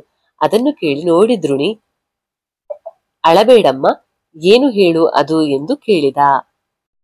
ಏನಿಲ್ಲ ಮಗ, ನಾನು ಯಾವಾಗ ಬೇಕಾದ್ರೂ ಸಾಯಬಹುದು. ಆದ್ರೆ ನನಗೆ ಆ ಈಣ ಜನಗಳಿಂದ ಸಂಸ್ಕಾರಗೊಳ್ಳಲು, ಅದರಲ್ಲೂ ಕಣ್ಣ ಮುಂದೆಯೇ ಮಗನಿದ್ದರು ಅವರಿಂದ ಮಣ್ಣಾಕಿಸಿಕೊಳ್ಳಲು, ಬೆಂಕಿ ಹಾಕಿಸಿಕೊಳ್ಳೋಕೆ ಇಷ್ಟ ಇಲ್ಲ. ಹಾಗೆ ನನ್ನ ಮಗನಿಗೆ ದಯವಿಟ್ಟು ನನ್ನ ಬಗ್ಗೆ ಹೇಳಲೇ ಬೇಡ. ಅವನಿಗೇನು ನೆಮ್ಮದಿಯಾಗಿದ್ದಾನೆ ಭಿಕ್ಷುಗಿನ ಮಗನಾಗಿ. ಒಬ್ಬಳು ವೇಶ್ಯೆಯ ಮಗ ಎಂದರೆ ಅವನ ಮನಸ್ಥಿತಿ ಹಾಳಾಗಬಹುದು. ನೀನು ಏನೇ ಹೇಳಿದರೂ ಅವನು ಕೇಳಲ್ಲ. ಆಮೇಲೆ ಎಲ್ಲ ಗೊತ್ತಿದ್ದು ನೀನು ಮೋಸ ಮಾಡಿದೆ ಅಂದ್ರೆ ಏನು ಮಾಡ್ತೀಯ? ಅದಕ್ಕೆ ಅವನಿಗೇನು ಹೇಳಬೇಡ. ಆದ್ರೆ ಅವನಿಂದನೇ ನನ್ನ ಸಂಸ್ಕಾರ, ಆದ್ರೆ ನನಗೆ ನೆಮ್ಮದಿ ಎಂದು ಅಲ್ಲಿಂದ ಮರು ಮಾತನಾಡದೆ ಅವನ ಉತ್ತರವನ್ನ ಕೇಳದೆಯೇ ಓಡಿ ಹೋದಳು. ಧ್ರುಣಿಗೆ ಆ ಪರಿಸ್ಥಿತಿಯಲ್ಲಿ ಅವಳು ಹೇಳಿದ್ದನ್ನೆಲ್ಲ ಅರಹಿಸಿಕೊಳ್ಳುವ ಮುನ್ನವೇ ಅಲ್ಲಿಂದ ಅವಳು ಹೊರಟು ಹೋಗಿದ್ದಳು. ಇದೆಲ್ಲ ಆಗುತ್ತಾ ಅಕ್ಷಯ್ ಒಪ್ಪುತ್ತಾನ ನೋಡೋಣ. ಆ ತಾಯಿ ನೋವಿನಲ್ಲಿ ಹೀಗೆ ಮಾತನಾಡಿ ಹೋದಳೆಂದು ಒಳಗೆ ಹೋದ. ಸೂರ್ಯ ಪಶ್ಚಿಮದತ್ತ ಮುಖ ಮಾಡಿ ಆ ದಿನದ ಅಂತ್ಯ ಆಡಲು ಹೊರಟಿದ್ದ. ನಿಧಾನವಾಗಿ ಮೆಲ್ಲ ಮೆಲ್ಲನೆ ಅಕ್ಷಯ್ ಮನೆ ಕಡೆ ಬರುತ್ತಿದ್ದ. ಜನ ಎಲ್ಲ ಗುಡಿಸಲಿಂದ 1 ಕಿಲೋಮೀಟರ್ ಅಷ್ಟು ದೂರವಿರುವ ನಿರ್ಜನ ಪ್ರದೇಶದೆಡೆಗೆ ಹೋಗುತ್ತಿದ್ದರು. ಅದನ್ನೇ ನೋಡುತ್ತಾ ಗುಡಿಸಲಿನ ಬಾಗಿಲ ಬಳಿಗೆ ಬಂದ ಅಕ್ಷಯ್ ಧ್ರುಣಿಯನ್ನು ಕರೆದ. ಒಳಗಡೆಯಿಂದ ತಕ್ಷಣ ಬಂದ ಧ್ರುಣಿ, ಏನಾಯ್ತು, ಬಾ ಒಳಗೆ ಎನ್ನಲು, ನೋಡಲ್ಲಿ ಸುಮಾರು ಜನ ಆ ಕಡೆ ಹೋಗುತ್ತಿದ್ದಾರೆ, ಏನಾಯ್ತು ಎಂದ. ಧ್ರುಣಿ ಆ ಕಡೆ ಕಣ್ಣಾಡಿಸಿ ಗೊತ್ತಿಲ್ಲ ಎಂದ. ಸರಿ ಬಾ ಹೋಗೋಣ ಎಂದ. ಇಬ್ಬರು ಆ ಕಡೆ ನಡೆದರು. ಒಂದಷ್ಟು ಜನ ಸುತ್ತೊರೆದು ನಿಂತಿದ್ದರು. ಇವರಿಬ್ಬರು ಸ್ವಲ್ಪ ಜಾಗ ಮಾಡಿಕೊಂಡು ಒಳಗೆ ನುಗ್ಗಿ ಹೋಗಿ ನೋಡಲು ಧ್ರುಣಿಯ ಕಣ್ಣು ತುಂಬಿ ಬಂದಿತ್ತು. ತನ್ನಿತ್ತಿರ ಮಾತಾಡಿ ಏನೂ ಕೇಳಿಸಿಕೊಳ್ಳದೆ ಓಡಿ ಬಂದ ತಾಯಿ ಅಲ್ಲಿ ಶವವಾಗಿ ಮಲಗಿದ್ದಳು. ಅತ್ತ ಅಕ್ಷಯ್ ಕರುಳು ಹೇಳಲಾರದ ನೋವಲ್ಲಿ ತುಂಬಿತ್ತು. ಅವನಿಗೂ ತಿಳಿದಂತೆ ಕಣ್ಣಲ್ಲಿ ನೀರು ಜಾರಿತ್ತು. ಇಬ್ಬರು ಒಬ್ಬರ ಮುಖ ಒಬ್ಬರು ನೋಡುತ್ತಾ ನಿಂತರು. ಇರುಳಾಗಿತ್ತು. ಆದ್ರೆ ಅವಳ ಕಡೆಯವರ ಸುಳಿವು ಯಾರಿಗೂ ಸಿಕ್ಕಿರಲಿಲ್ಲ. ಅಲ್ಲಿದ್ದ ಎಲ್ಲರೂ ಸ್ಲಂ ಹಾಗೂ ಕೂಲಿ ಮಾಡುವ ಜನರೇ. ಹಾಗಾಗಿ ಪೊಲೀಸರಿಗೆ ಹೇಳಿ ಅದನ್ನು ಮೈಮೇಲೆ ಎಳೆದುಕೊಳ್ಳುವ ಸಾಹಸಕ್ಕೆ ಯಾರೂ ಕೈ ಹಾಕಲಿಲ್ಲ. ಅಲ್ಲಿದ್ದವರಲ್ಲಿ ಒಬ್ಬರು, ಆ ಹೆಂಗಸು ಸುಮಾರು 3ರ ಸಮಯದಲ್ಲಿ ಆ ಕಡೆಯಿಂದ ಬಂದಳು ಎಂದು ಧ್ರುಣಿಯ ಗುಡಿಸಲಿರುವ ಜಾಗದೆಡೆಗೆ ಕೈ ಮಾಡಿ ತೋರಿಸಿದ. ಎಲ್ಲ ಅಲ್ಲಿ ಅವಳಿಗೆ ಗೊತ್ತಿರೋರು ಯಾರಾದ್ರೂ ಇದ್ದಾರಾ ಅಂತ ಮಾತನಾಡಲು ನಿಂತರು. ಅಕ್ಷಯ್ ಅನುಮಾನದಲ್ಲಿಯೇ ಧ್ರುಣಿಯ ಕಡೆ ನೋಡಿದ. ಧ್ರುಣಿಗೆ ಏನು ಹೇಳಬೇಕೆಂದು ತೋಚದೆ ಮೆಲ್ಲನೆ, ನೀನು ನಿನ್ನೆ ರಾತ್ರಿ ಅವಳಿಗೆ ಊಟ ಕೊಟ್ಟು ಬಂದಿದ್ದಕ್ಕೆ ನಿಂಗೆ ಧನ್ಯವಾದ ಹೇಳಲು ಬಂದಿದ್ರು. ನಾನು ನೀನಿಲ್ಲ ಎಂದು ಕಳಿಸಿಬಿಟ್ಟೆ ಎಂದ. ಅಕ್ಷಯ್ ತಾನೇಳಿದ ಸುಳ್ಳು ಧ್ರುಣಿಗೆ ಗೊತ್ತಾಗಿದೆ ಎಂದು ತಿಳಿದು ಅವನು ಮೌನ ತಾಳಿದ. ಬೆಳಗಿನವರೆಗೂ ಒಂದಷ್ಟು ಜನ ಇದ್ದರು, ಯಾರೂ ಬರಲಿಲ್ಲ. ಕೊನೆಗೆ ಅಲ್ಲಿದ್ದ ಒಬ್ಬ, ಎಲ್ಲಾ ನಡೀರಿ, ಇಲ್ಲೇ ಇದ್ರೆ ಕೊನೆಗೆ ಪೊಲೀಸರು ನಮ್ಮೇಲೆ ಗೂಬೆ ಕೂರಿಸ್ತಾರೆ, ಇಲ್ಲ ಈಗಲೇ ನಾವೇ ಮಣ್ಣು ಮಾಡೋಣ ಎಂದರು. ಆದ್ರೆ ಎಲ್ಲ ಮುಖ ನೋಡುತ್ತಾ ನಿಂತರು. ಇತ್ತ ಧ್ರುಣಿ ಮತ್ತು ಅಕ್ಷಯ್ಗೆ ಅಜ್ಜಯ್ಯ ಸತ್ತಾಗಿನ ಪರಿಸ್ಥಿತಿ ಕಣ್ಣ ಮುಂದೆ ಬಂತು. ಧ್ರುಣಿ, ನೋಡು, ನೀನು ನಿನ್ನೆ ಊಟ ಕೊಟ್ಟು ಬಂದೆ, ನಿನ್ನ ಕೈಲೇ ಅಣ್ಣದ ಋಣ ಕೊನೆಯಾಗಿದೆ, ಹಾಗೂ ಅವಳ ಬಗ್ಗೆ ಅಷ್ಟು ಗೊತ್ತಿರದ ಯಾರೂ ಮುಂದೆ ಬರುತ್ತಿಲ್ಲ. ಎಲ್ಲ ಅನಾಥರಿಗೂ ಸಾವು ಈಗಾಗಬಾರದು ಎಂದು ಅಕ್ಷಯ್ಗೆ ಕೇಳಿದ. ನನಗೆ ನಿನಗೆ ಅಜ್ಜಯ್ಯ ನೆರವಾದರು, ನಮಗೂ ಮುಂದೆ ಏನಾಗುತ್ತದೆ ಗೊತ್ತಿಲ್ಲ ಎನ್ನಲು ಅಕ್ಷಯ್ ಧ್ರುಣಿಯ ಕಡೆ ನೋಡಿ ಏನೋ ಸನ್ನೆ ಮಾಡಿದ. ಇಬ್ಬರ ಕಣ್ಣಲ್ಲೂ ನೀರು ತುಂಬಿತ್ತು. ಕೊನೆಗೆ ಅಕ್ಷಯ್ ಧ್ರುಣಿ ಧೈರ್ಯ ಮಾಡಿ ಅಲ್ಲಿದ್ದ ನಾಲ್ವರ ಸಹಾಯದಿಂದ ಅಜ್ಜಯ್ಯನ ಸಮಾಧಿ ಮಾಡಿದ ಸ್ಥಳದ ಪಕ್ಕದಲ್ಲೇ ಮತ್ತೊಂದು ರೆಡಿ ಮಾಡಿದರು. ಮೊದಲ ಇಡೀ ಮಣ್ಣಾಕಲು ಯಾರೂ ಮುಂದೆ ಬರಲಿಲ್ಲ. ಕೊನೆಗೆ ಧ್ರುಣಿ ಅಕ್ಷಯನ ಕೈಲೇ ಆ ಇಡೀ ಮಣ್ಣು ಹಾಕಿಸಿದ. ಹಾಗೆ ಎಲ್ಲರೂ ಸೇರಿ ಸಮಾಧಿ ಮಾಡಿ ಅಲ್ಲಿಂದ ಹೊರಟು ಹೋದರು.